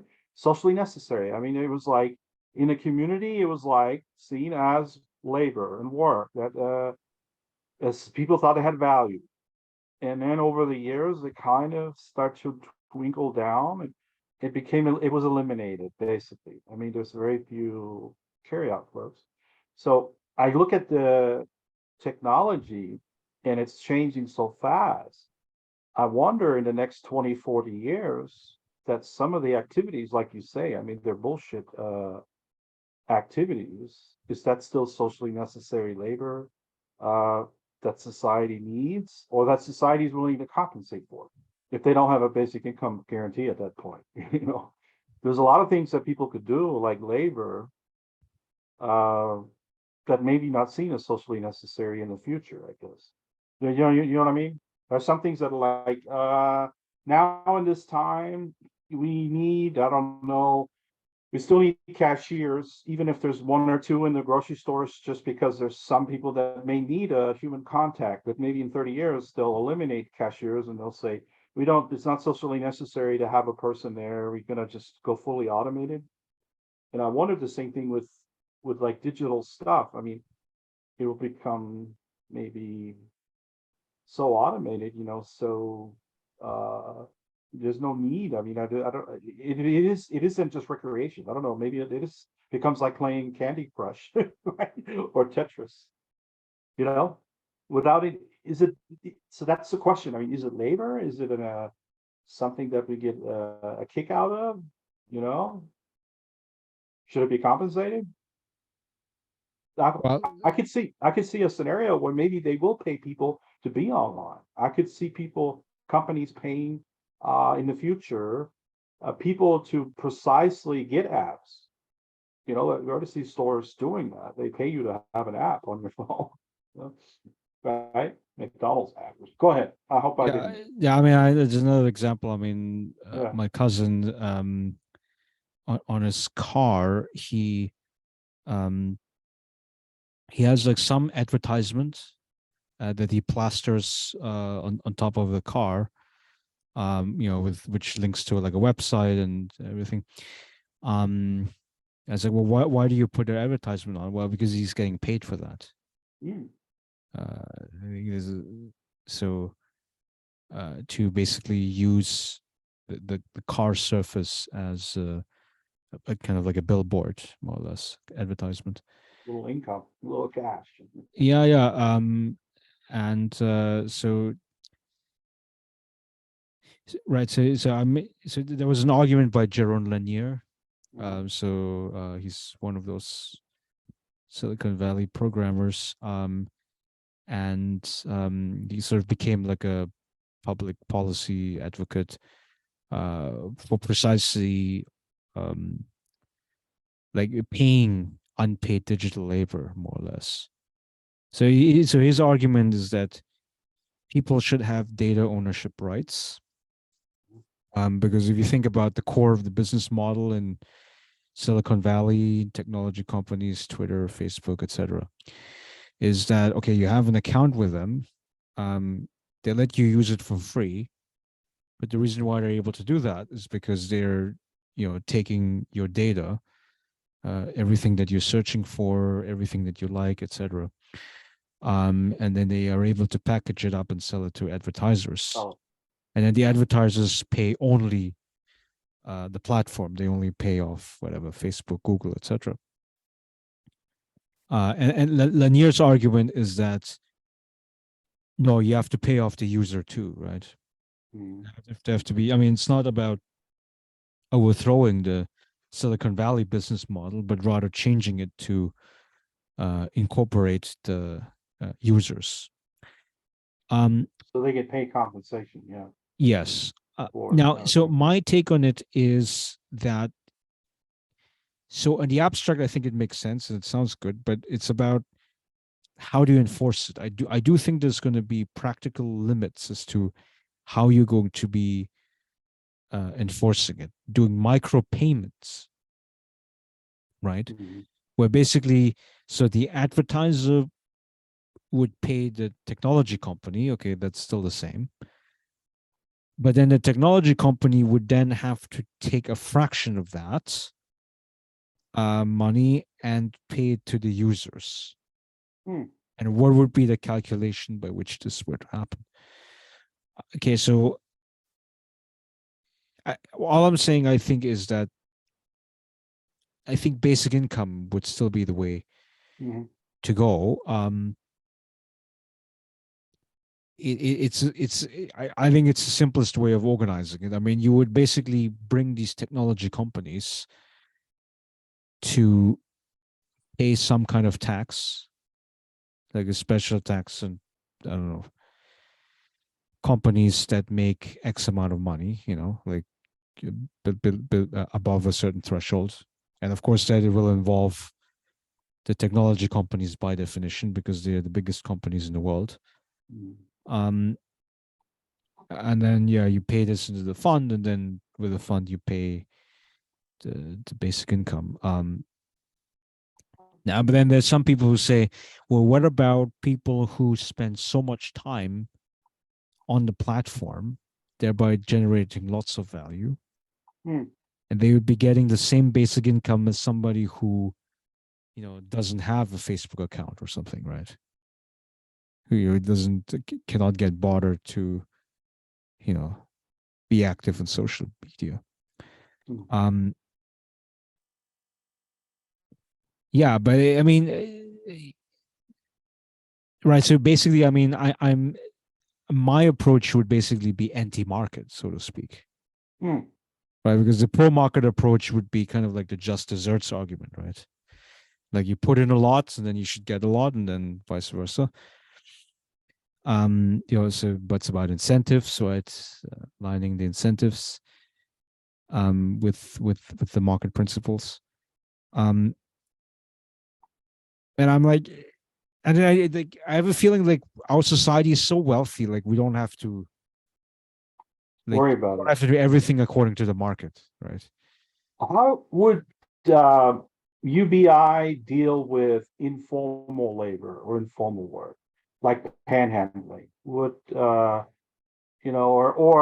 exactly I would need work to begin with, right? So there would be no work requirement.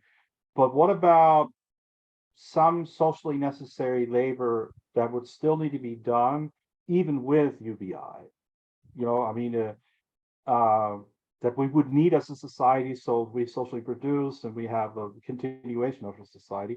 That I can see automation knocking out sectors. I agree with that they will knock out sectors, and there'll be no need for certain sectors to continue to exist in 50 to 100 years. But I'm thinking about some socially necessary labor that will need to be provided, and some informal labor that I don't know how they count that. Like, I'm curious what you think about that. I'm throwing it out there.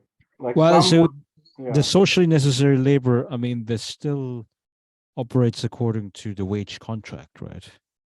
okay, So, so everybody gets the base UBI, so you can have food and shelter basically with that. okay, And I think medical care should be provided on top as a national insurance.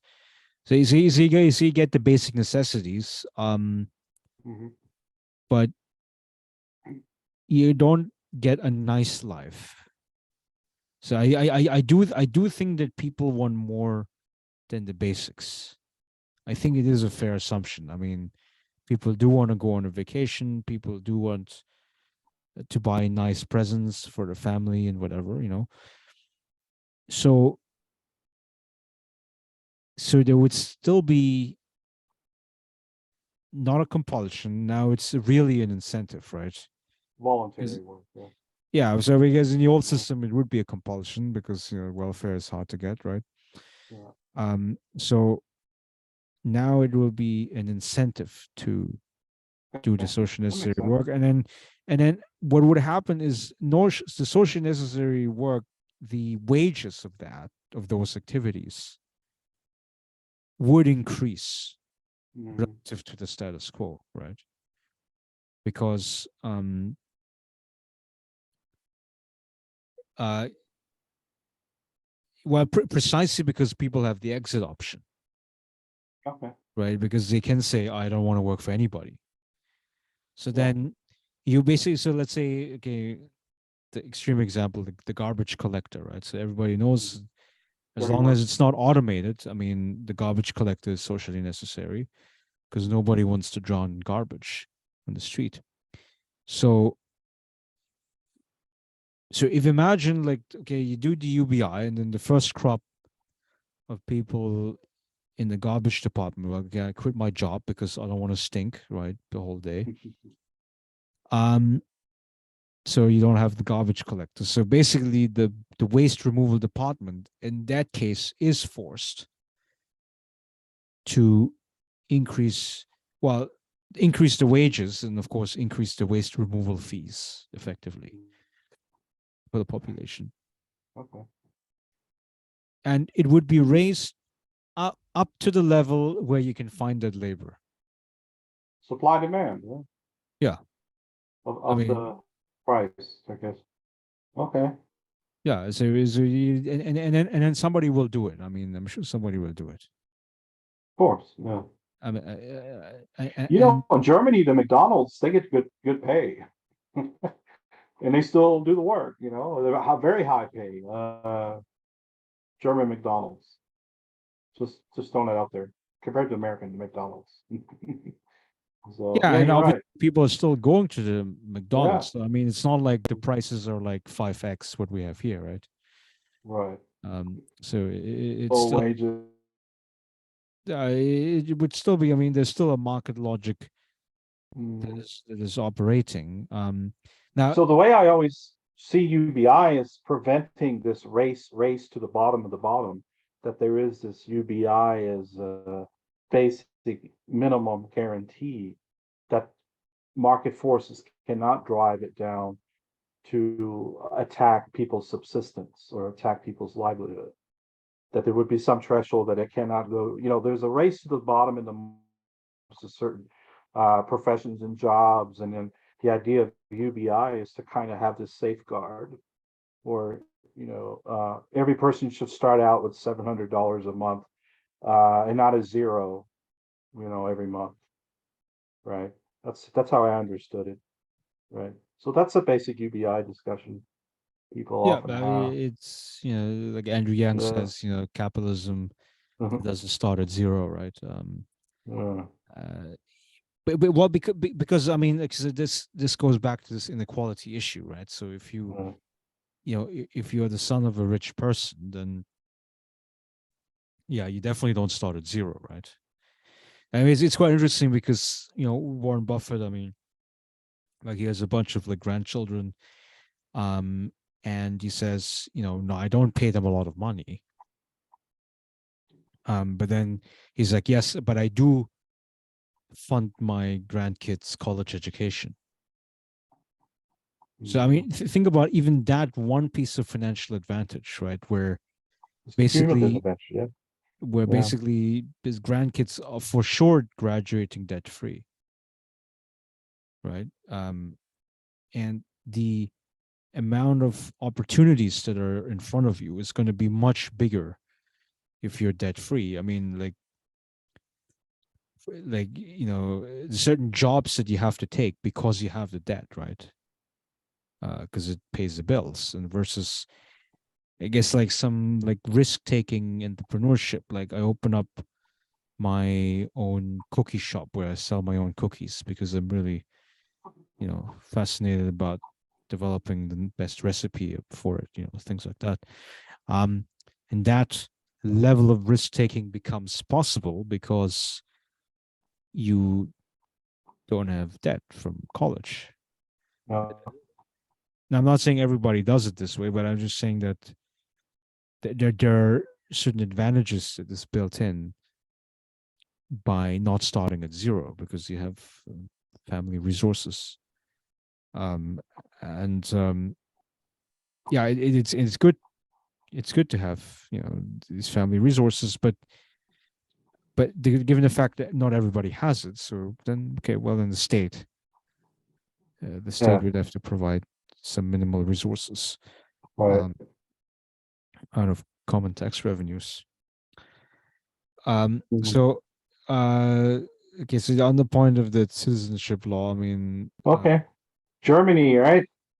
yeah, so there's a we have a coalition government in Germany. Ampel. The Ampel. Uh, yeah, and now there seems to be a consensus converging, um, where Germany says openly that they are a country of immigration. Um, it's a little bit unusual for two reasons historically, because the first is that Germany was an emigration country rather than immigration, so Like the fact that you ended up on American shores, or a lot of other Germans in the late 19th, early 20th century. Um, it comes from demographic pressures in Germany, basically. I mean, you have basically more people that were being born than you had land at a disposal, effectively. And land was the most important resource in most agricultural states. Um, so that's the first. And then the second is, there's a, while there's an anti immigrant history too, right? Where there's this idea of like, you know, there's a pure, full blooded German, right? Germanic blood. And I mean, the Nazis didn't invent, you know, I think it racial was Bismarck, right? Bismarck. ideology. Yeah. But it certainly, it certainly, yeah, it circulated. It existed back Yeah. then, and the Nazis emphasized that because it was a way of self legitimation. It was a way to justify imperialistic policies. Uh, but Nuremberg laws, 1935. You know. yeah, it's like like racial quotas, yeah, the anti-Semitic laws, Anti-Semitic. etc. Yeah. Um, right. So and so that's why. So then, when the Germans, they did need migrants, starting in the late 50s, early 60s. Um, they sort of said, okay, well, we're going to bring in the guest workers from Italy, from Portugal, but then also from Turkey, from Yugoslavia, um, and especially Turkey had huge population surplus at that point. Basically, well, they were the country of emigration. I mean, they just didn't have enough jobs. Uh, and yeah, so then they moved to Germany, to West Germany. Um, and so that was the first sign that it was becoming a de facto immigration country, but on the presumption um, of the guest worker program, so they would return back home. That was the assumption. It didn't happen this way. I think the migrants stayed, and now we have lots of Turkish Germans of second and third generations. Um, and so, I mean, in effect, Germany has become a country of immigration, and there were some indications under the Schröder government back in the 2000s to start acknowledging that. But whenever CDU was in power, national government, it was a little bit harder to do that. Um, Yeah, the England disfavored double citizenship or restricted it. yeah, Double so passports. yeah, because the Union Conservative. Party, their idea is that, well, we don't want to have any right wing party to the right of us, right? So their vision of conservatism, like covering basically, ideally, the entire right wing spectrum, would be um, to have the most restrictive citizenship laws. So other than the current arrangement, it says you need to live in Germany for 8 years before you can apply for citizenship. Under the Ampel, they said it was going to be 5 years. It's a current coalition government, And maybe 3 under some conditions, special and conditions. May go down to 3. so what Like would that we're be? That like would be I marriage. think it's just high demand jobs. They have the blue card too. The blue card gives you 5 years of residency, but you have to have a high skilled academic credential. But they may ease that too. They may ease the blue card and they may ease the German citizenship requirement, like you said, down to 5 years of residency. Uh, and then you can acquire German, yeah, citizenship. But it Yeah, may go down to three. There may be special cases where it might be permitted at 3 years of residency with like good behavior or something. I can't remember what it was. I was reading it on the news. It was German TV, Zweites Deutsche Fernsehen. yeah. I think it must have probably something to do with Uh, special skills okay. in the labor Yeah. market. So they're So going to use like a supply demand approach, I guess. I Uh, listened to the latest Lance show last week. Yeah. It was about the citizenship law reform, and they invited one of the guests was working for an immigration Firm. like Yeah. firm. Yeah, it's kind of like an Yeah. I saw it. And then Ulrike Herrmann was on it too. Yeah. Yeah.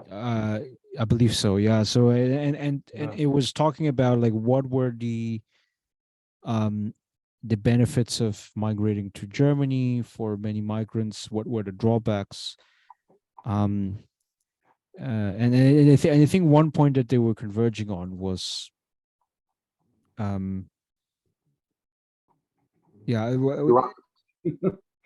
There's well one. the language I think was probably Yeah. one of the big ones. So because like say if you are an IT worker from India or a nurse from the Philippines, it's like really the two classic stereotypical examples. Um, you would already be proficient in English because you would learn it in school. Um, so your first destination is probably going to be North America, so US, Canada, the UK, and Australia, right? Those are the four destinations. Yeah. Because you wouldn't have to learn German. You could just go straight into English speaking country. Yeah. That's right. That's right. That's going to be the first preference. Uh, so learning German that was tough as an adult. Then there's this the second barrier had to do with money. So it is true. Like if you look at, let's say, an American tech company,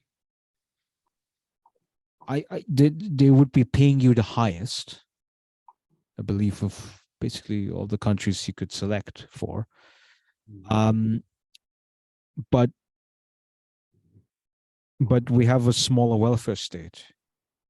Right? So this is the flip side of it. So if things go wrong, I mean, like you lose your job, then you lose insurance, right? And then you get sick and whatever, So there's sort of like extreme things that could happen where in a European country, it's not such a big deal because the insurance is provided by the government, right? No. So Public transportation, yeah, you have public transportation. So this also public like housing. public housing, also with the schooling, public education. So Free. Yeah. like if you go to America, like if you're upper middle class, then your your first worry is going to be like where do you live, right? Mhm. Because either you want to live in a school district that is wealthy where the property taxes are higher, and or you want to live in an area that's close to like a private boarding school or something, right? Like Right. one you have to pay tuition and so forth, right? So versus like in the European country, I mean, you could literally live anywhere. I mean, you could send your kid to public school. It's going to be probably fine.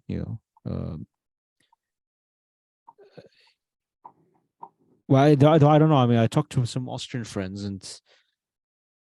and they were saying that there's a push now to for the private schools, especially for middle class.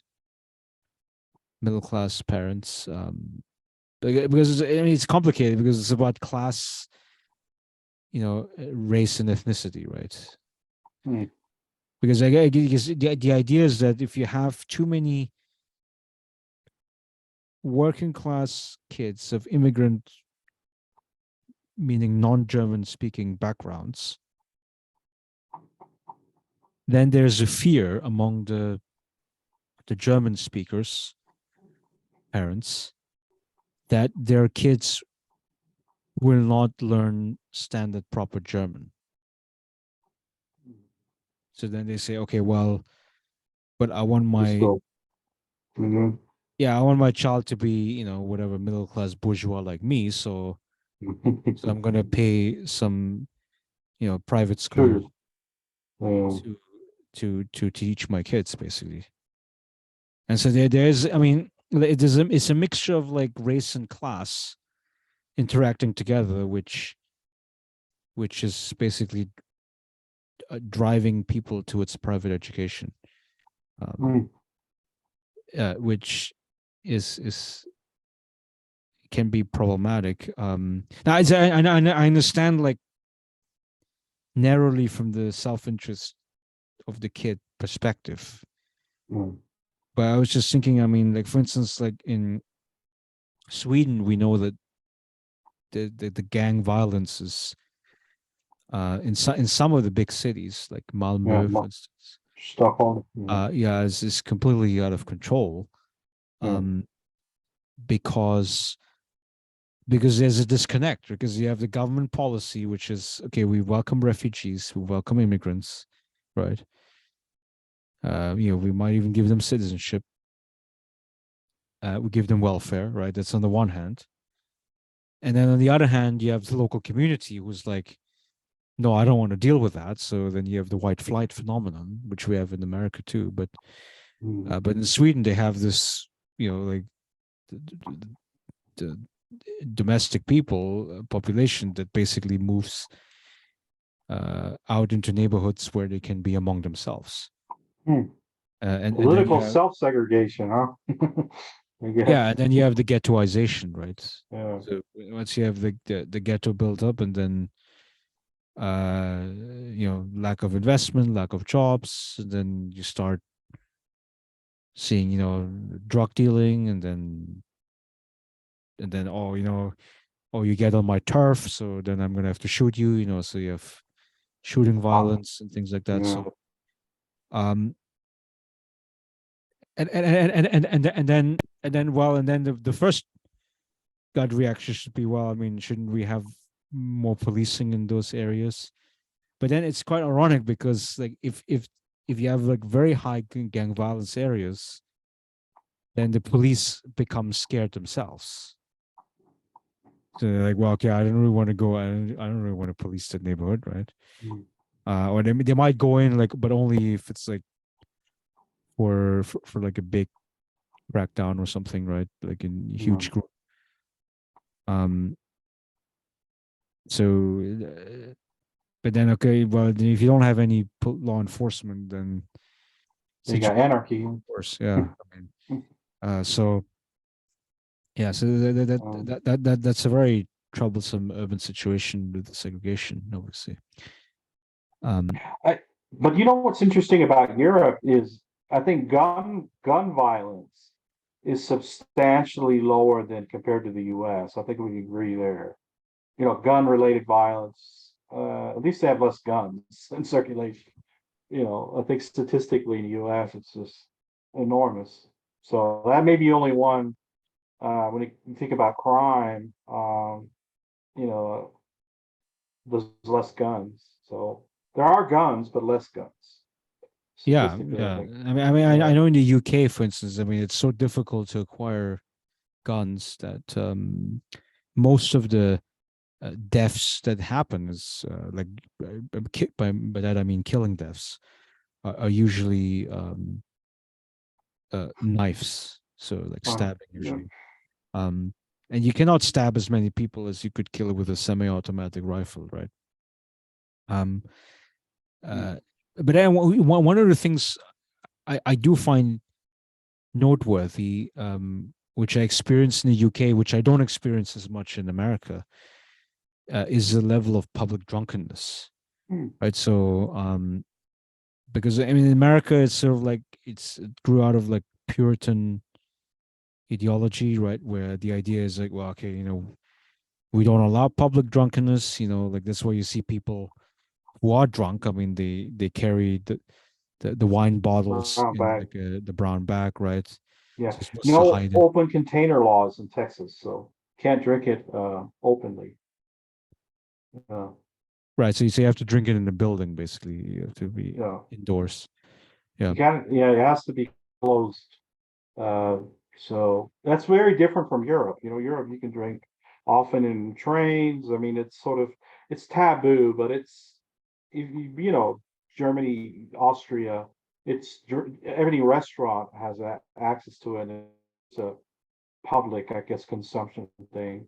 Yeah, Right. Public consumption is tolerated. It's yeah, okay. yeah, And yeah. therefore, like, I mean, when I was I don't remember in the German speaking countries so much, but there might be a few. There might be a few crazy drunkards. Mm. But in the UK, I do remember like anywhere outside or when I was riding a bus or whatever. I mean, especially like these young kids. I mean, like the teenagers. I mean, going from pub to pub. I mean, and you could see they were completely wasted.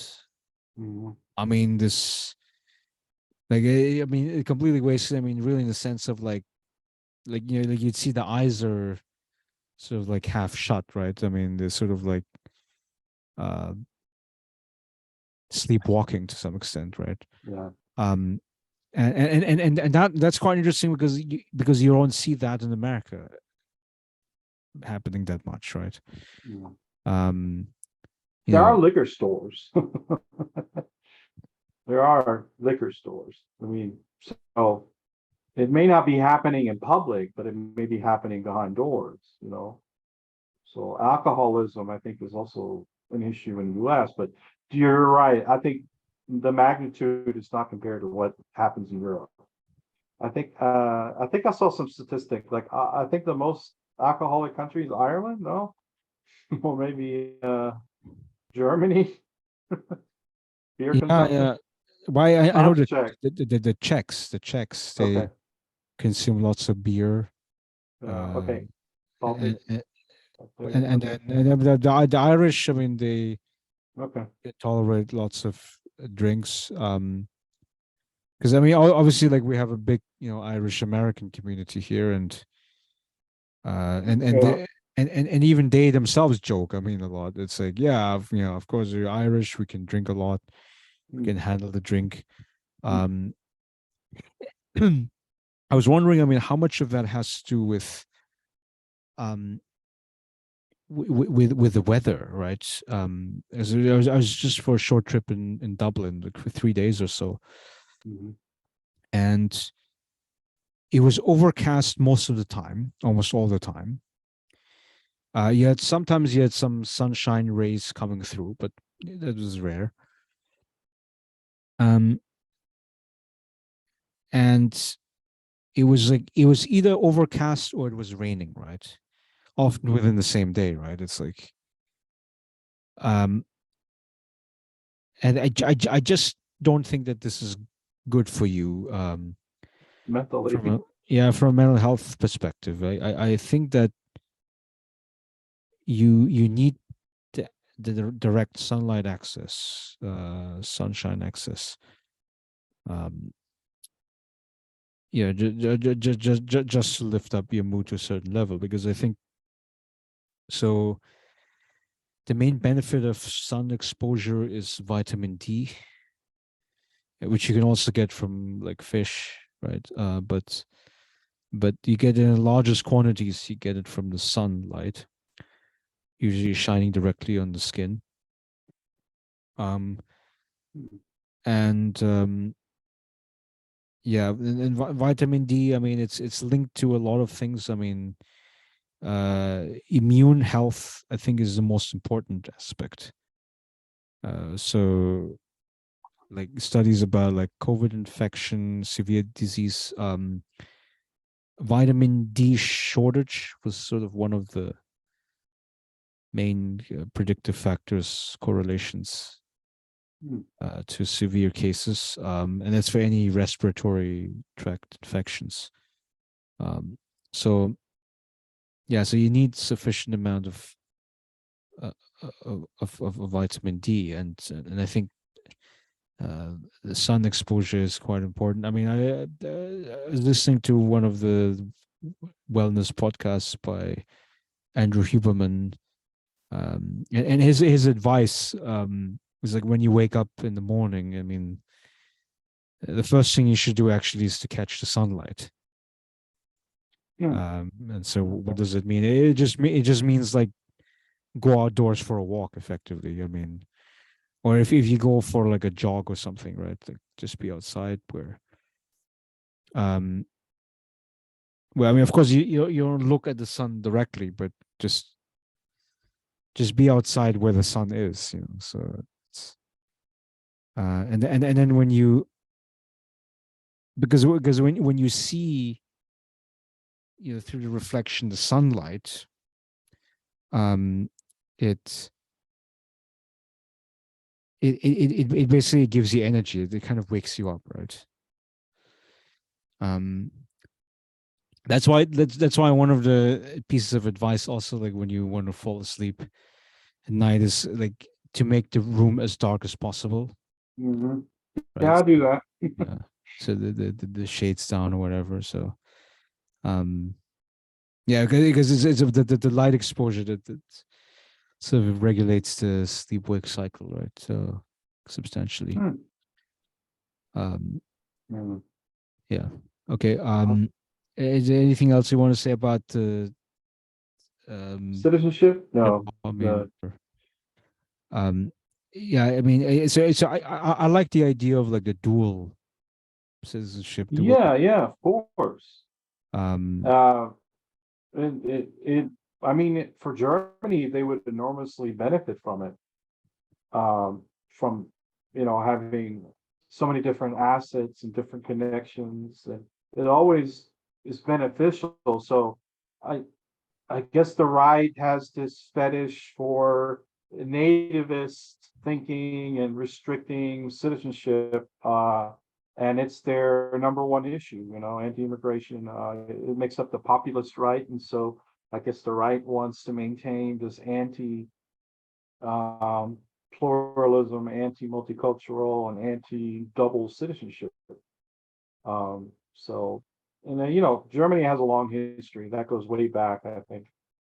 uh, Reichsbürger, and all these people that have these extremist views. So I don't know how it's going to go, if Schultz will go full, if it's going to go through pass quickly.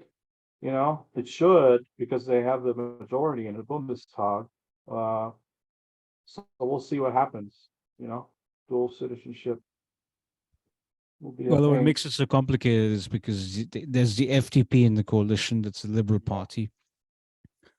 Now, I think they're okay with most of the provisions for, you know, easing access to citizenship and the dual nationality and everything. I think they're okay with that, but they want to bring more concessions from the other two parties in the coalition. Um, and I think the most important one to them is to add more of like the high skill component to it. Yeah. Because Like a supply that's demand. Yeah. yeah, Supply they're most demand. obsessed about that. Yeah, the Yeah. high skilled workers where there's like a specific shortage. They want to Yeah. make sure that they bring more, you know, more like high skilled workers into the country, and they kind of want to actually reduce the asylum pathway, Mhm. which is actually I think the most common route of migration. Mm. But it's difficult because whenever you have a war in any of the high conflict zone countries. So North Africa, Middle East, right? That's a core area of one of the core areas of the global instability, where if you had a war that breaks out, destruction, then you have refugees, right? Mhm. And so then they're like, well, okay, like where are they going to go? I mean, well, the first preference is to go to neighboring countries. So Turkey has been absorbing lots of refugees. Um, but then people are like, okay, the conditions in Turkey are atrocious. So then Europe would be the destination. And I think that's the preference. I think would probably be Germany, Austria, Sweden, because because they already have the infrastructure with the dealing with refugees, because Mhm. they've been doing it so many times now. Um, then another piece of it is because the benefits are the most generous. Because I was listening to the Lunch show where they were saying that the French, for instance, have very restrictive refugee benefits, Yeah. which means they pay very little money. Like, I mean, by very little money, it basically means, less than the cost of the average rent, which means it would be hard for you to survive just on the state money alone. Which probably like in Austria, Germany is not so much of a problem. I think you would get enough money to subsist Mhm. for a while in the country. Um, And you remember the debate that was held on the Marcos Lunch show is whether asylum seekers should be immediately be able to work, and they were fighting over that. Basically, that there's a law that says they can't, and will blame them for saying that they don't want to work, but the law says that they can't work. Refugees and asylum cases, unless they're Ukrainian. Ukrainian is an exception, but all other refugees and asylum seekers are not allowed to work. And that the right uses that again, even though it's the law. They say that well, they don't want to work. They're all just deadbeats, and they're draining the social services. So that was the big discussion on the lunch show that the and even the FTP, the guy, if you saw him on the show, he was sort of arguing we need to have people that are productive. We don't need cases of people exploiting the social services. And then they were getting it onto him and said, well, this is the law that says they can't work, you know, legally. They could technically change the law, and but then there's a worry that they might be used as social dumping, that they'll well, use I mean, you could refugees. regulate that by basically Yeah, imposing a minimum wage, right? Like, yeah, where yeah, yeah, basically the requirement would be, you cannot undercut the wages. yeah. So you'd No have to waste in pay the the farm. same minimum wage to the German workers as to the refugees, right? So that you can handle that. I mean, I think the fear that the the right wingers have, so the anti-immigration crowd has, is that once the refugees start working, they are more likely to stay, which of course makes sense because because with working, I mean, there's a lot of things that come together. It's not just a paycheck, right? It's about self-worth, dignity, those things. And it's also social integration, right? So because you're gonna have to talk to your coworkers, so which means you're gonna have to learn German to subsist in the workplace. Um, and then and then and then once you communicate with your coworkers, then they tell you about like secrets of, I don't know, I'm just saying secrets, but the like the norms about living in Germany, Mhm. like, and that might help them with other things like, you know like handling the bureaucracy, for instance, right? Because it's Yeah. a very bureaucratic country. Very Um, bureaucratic. yeah, and so and that and I mean it will end. What will end up happening is that they will grow comfortable enough Yeah. to want to live in Germany, and I think and that's what the anti-immigrant crowd is most concerned about. Versus like if I say okay, well, okay, I don't like the fact that we pay them welfare, right, where they sit on their ass. But at the very least, like I know that like because they're sitting around doing nothing, they're not getting integrated, and they might be like I mean maybe 6 months down the line the war is going to be over and they might go back home. That's sort of idea. Mhm.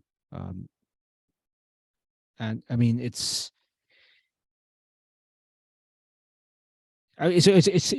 complicated. I mean because also like the U.S. perspective. I mean, there's not as much empathy that we have for the Mhm. European situation because even though we do have refugees like the Triangle country. I mean, you're in the Texas, which is a border state. So there's some refugees that's coming in, right? Mhm. But the quantities are not comparable. I mean, it's several thousands maybe, but in Europe, I would say that the pressure is Much a lot more. bigger because Middle East, North Africa. I mean, is and of course the whole of Africa actually.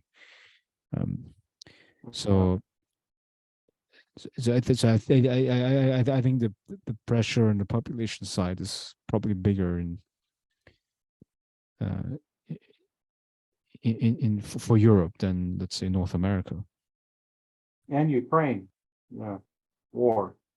Definitely more. Yeah, so yeah, Over 1 million, I think, in Germany, 2 million in Poland, Ukrainian refugees.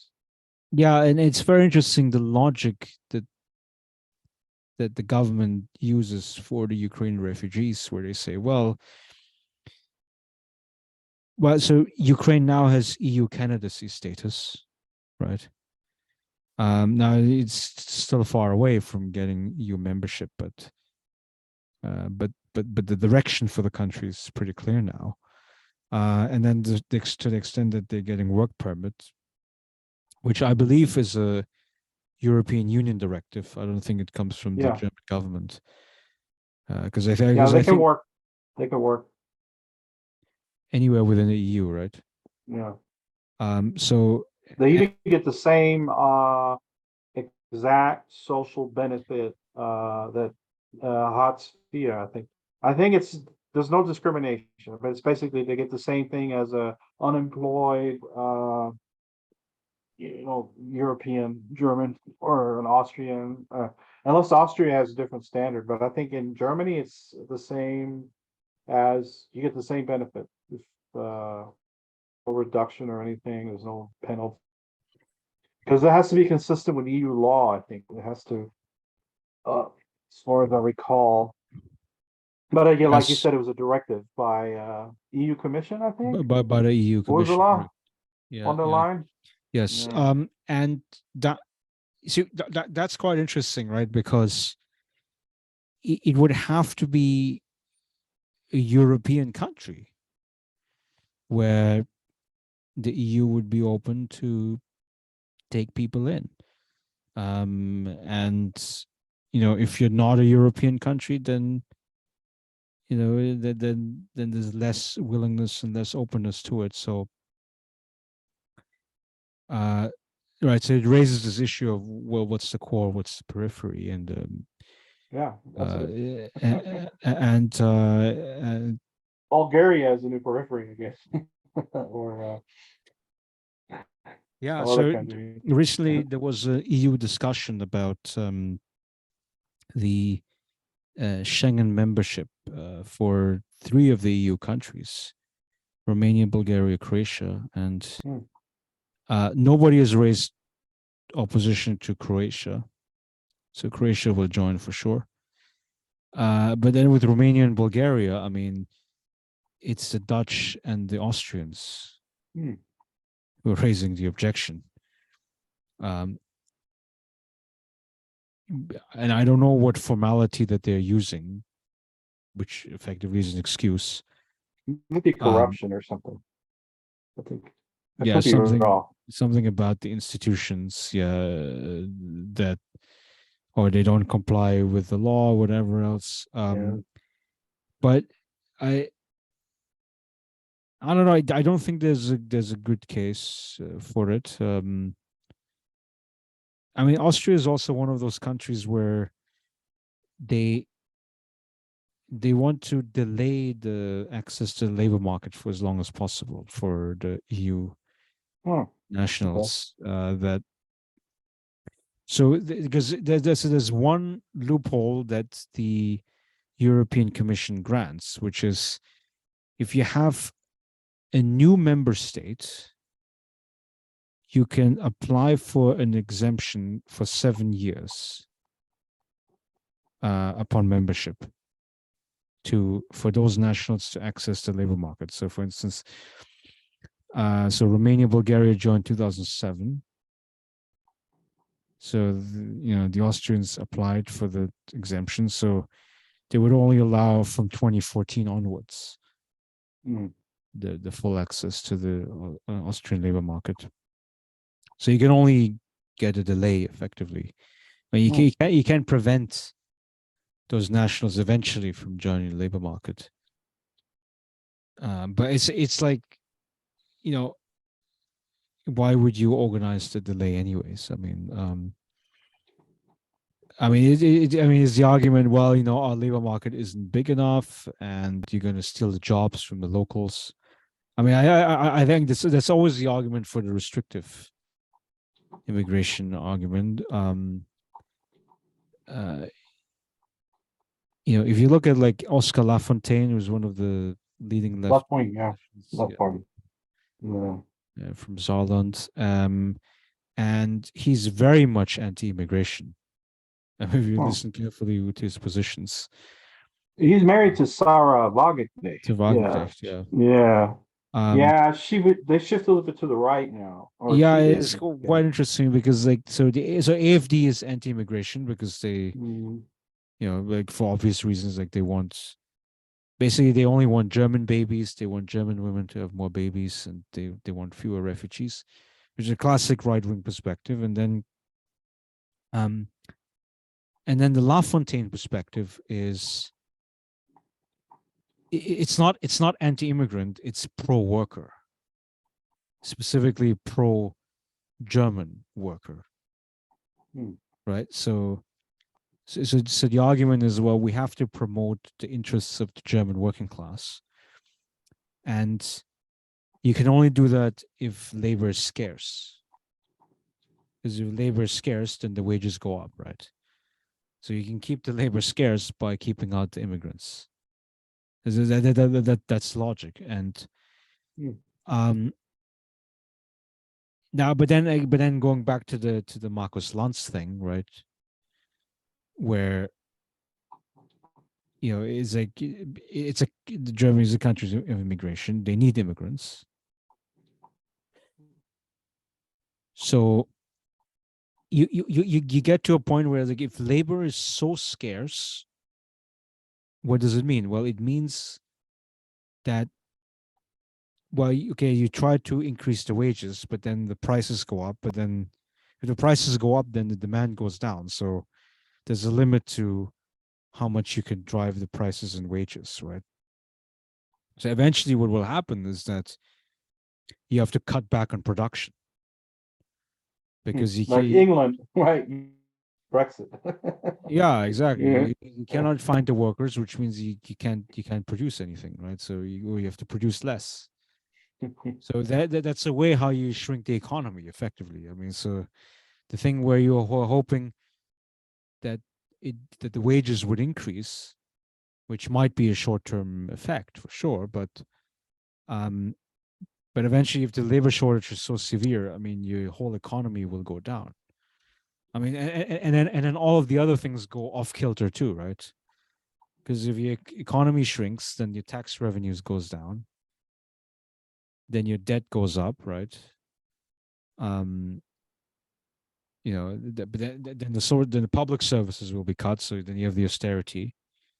I mean, when you mentioned Brexit, I mean, like so the conservative government came in 2010. They first did the austerity. Then people got really angry, right? So it was after the financial recession of '08. They did the first round of austerity. People got angry.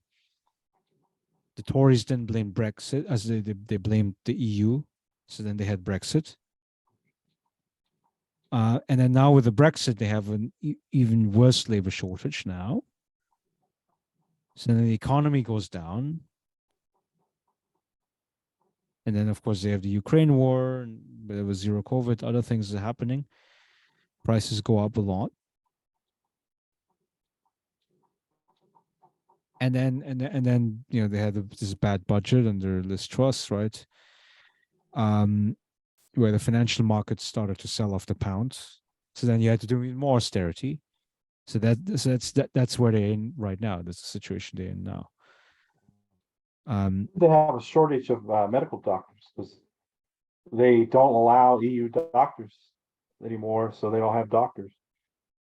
Because of the exit Brexit, they lost all those EU doctors that used to work at British hospitals. You know, Yeah, so they're short. it's Crazy, totally messed up.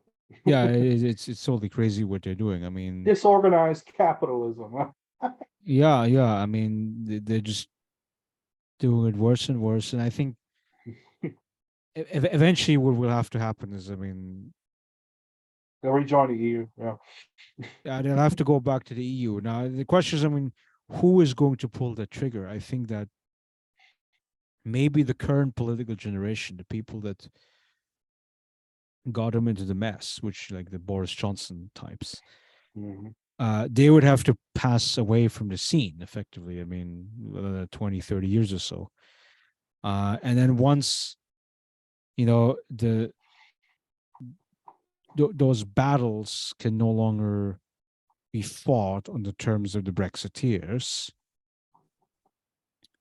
then they can talk about rejoining again. I mean, I was looking at the polls recently. So the generation below 45, so it was even in 2016, they were against Brexit, right? The 45 plus was in favor of Brexit. Um, if you do the polls today, the the young are even more committed to, being in the EU. Um, the old also haven't changed their views, but there's fewer of them, right? Mhm. Because I mean, it's just biology. I mean, the older people die first. Die off Yeah, thesis, late. yeah. Yeah. Um, well, Definitely. that's how social change happens a lot of the Mhm. times. Because I'm sure, like if you talk to like a currently really old person, and you know, I don't think their views are not changing that much. I think there's a calcification that is happening. So, um, like especially those people who are old enough to have remembered the existence of the British Empire, right? I would say a big turning point was, I want to say, late 50s, 1950s, when the Suez crisis happened and the British and the French lost in Egypt. Um, I think that was sort of the realization that, okay, the British Empire is over. Um, Yeah. and for the young people, that's okay because I think they grew up under, living in the EU, right? Um, but I think the older people, they still have the nostalgia, and it doesn't serve them well. Okay, Oh. okay. So I wanted to discuss maybe the last point, and then Yeah, we'll yeah, yeah. Go go to for it. the end. I mean, so because you threw in the Ukrainian refugees, and Mhm. obviously the war would have to come to an end, right? I mean, Yeah. in order for for the refugee issue to be resolved. So one of the calculations that Putin was making was that so he'll bomb the infrastructure, right, which is like the power stations, the electricity grid, uh, nuclear reactors, etc. I mean, he does all of that. Then the Ukrainians will be freezing, in unheated apartments in darkness. Um, and then that would create another refugee wave to Europe. Um, and the, and then the Europeans will pressure the Ukrainians to give up. Mm. And yeah, so that's been the strategy since maybe since the end of October or something, right? So it's been going on for a little Yeah, while now. could be, yeah. Um, But we never know with Putin. I mean, I don't know. Um, he he may be in it for I don't know if he can handle it another 2 years, 3 years. Can you imagine 3 years of war? You know, or it will just be over by then. So I think time. I don't know if he continues, or if the strategy for Russia is to just keep bombarding Ukraine and just see if how much if NATO will eventually or not get involved, or will it? What will be the response from Europe? I think it'll just be continued aid to Ukraine, and just assistance to Ukraine, regardless what Putin does. And the assumption is that the time will run out. Maybe he will die. Health speculation, or China gets involved. I don't know. That's what I hear. There's this idea that China will get involved, or uh, another third country, whoever that may be. but the Chinese are supplying some military hardware, Oh, I to mean, Russia? Uh, to Russia, but the quantities are nothing compared to okay. what What America about Iran? supplies. I heard Iran's sending those drones, right? Yeah, Or there's yeah, exactly, assisted yeah. in the drones. So Yeah, I but don't again, know. it's about the quantities of it. So yeah, the Shahid Yeah. drones, um, it's they can send several hundred of them, but then because like they're noisy, they're very slow, so they're kind of easy to spot and shoot down. Mm. Um, so I don't think that Russia has a lot of external suppliers that are good and reliable, compared to Ukraine. Um, so I don't know whether the foreign support is going to matter this much. I think that China's strategic interest is for Russia to be strong enough to sort of subsist as a, I don't know, powerful country within the Eurasian space.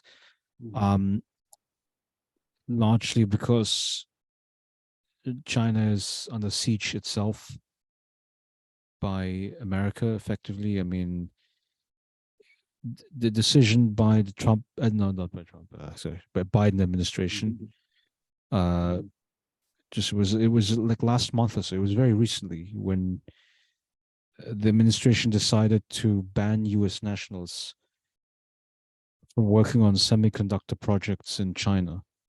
Oh, hmm. And I didn't know that's a huge intervention. I don't know. I mean, because so okay, China needs the semiconductors in order to run their advanced developed economy, that. right? Because you need semiconductors for most of the electronic devices we're using, right? The computers that we're using, the cars, etc. 90% of advanced semiconductors in the world is produced in Taiwan. Oh, I didn't know that. China has been quite aggressive about Taiwan for the last couple of years. And it is a big question whether the incentive to take Taiwan militarily is going to increase substantially if they don't have access to the semiconductors of America. So, Hmm. So yeah, that's a risk, right? That's a risk. I'm quite concerned. Taiwan may be up for grabs, huh? Uh, Yeah, that so the way how the American risk benefit calculation on the China policy, I think is a little bit too much on the risk side in my view. Um, because I mean, if you think about like the major leverage point that America has against China to basically keep it from invading Taiwan, I think is economics. It's about economic integration. It's about access to the American consumer market. It's about access to American technologies. Um, where you could say, well, we don't want the Chinese to rip us off, whatever. I mean, but then the flip side is, I mean, you have economic integration. You then raise the opportunity cost for any military invasion. Like right now, I mean, if the US goes full on Cold War confrontation, saying, okay, well, we're going to cut you off from the technology, we're going to cut you off from the consumer market, we're going to raise the tariffs further.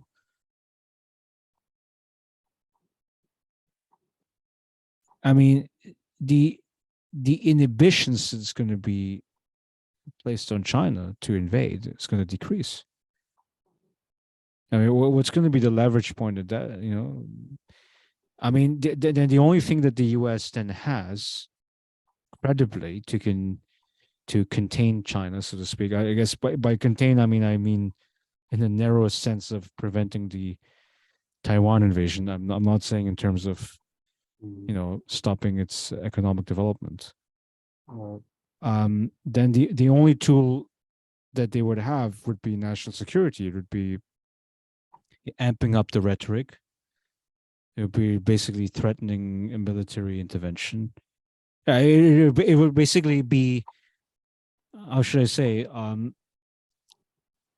temperature raising, fever raising War games. tools. War Yeah, games. that the Yeah. U.S. has. So, which I don't think is the right path to take. All right. Um, but you see, the problem. I mean, I have a feeling like with any kind of war that's happening. I mean, we see this in the Ukraine war. We see this potentially with the U.S.-China Cold War. Is that there's like a certain logic. It's like a swirl, like in the hurricane. Like you get Mm, dragged deeper and deeper down. I mean, and and then all that the analysts can do is like, hey, stop, slow it down, and then of course, people in power don't listen, right? Maybe yeah. so. They don't listen to the experts either, like us. Yeah, well, the We just make experts. analysis. Yeah, Uh, that's all we can do. I think. Yeah, I think we. What if there's any kind of game theory or somebody has like a computer calculation that assesses the likelihood of this move or that move, and with they have all sorts of computers now, right? We're gonna ask our next guest that question that has some quantitative skills in that area. Yeah, I just have hermeneutics. I have hermeneutics. I don't have the quantity. I have some quantitative knowledge, but I'm just saying it. There's some people that have that data. They're like able to set up scenarios and yeah, but warfare but and projections are hypothetical. sometimes not Yeah, very projection. good. Yeah, So I mean, of course, you and I mean, we know demography a little bit, right? Even yeah, though we might not be demographers. yeah. But yeah, I spoke to a professional demographer, and he was saying that about his own profession, that demographic projections are one of the quite unreliable tools, I should say. Um, but the problem is like government agencies,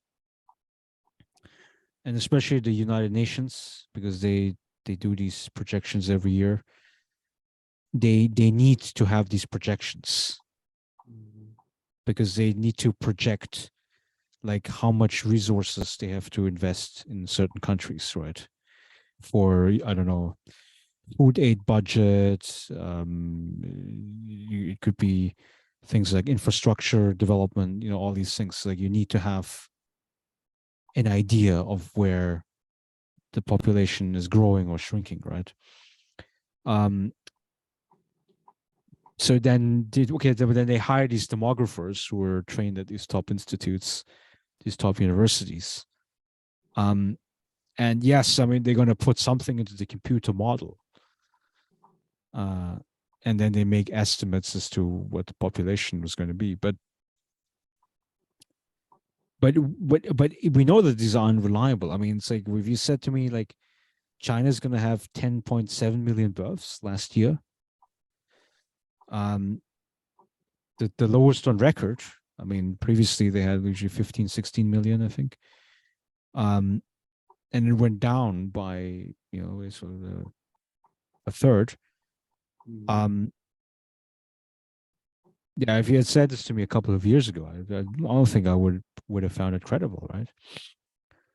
So the Uh, calculations are wrong because they can't predict it, or they, yeah, yeah, I mean, there's circumstances that are happening. I mean, basically, shit happens, like just like in real yeah, life. Yeah, you have the yeah. pandemic that comes in.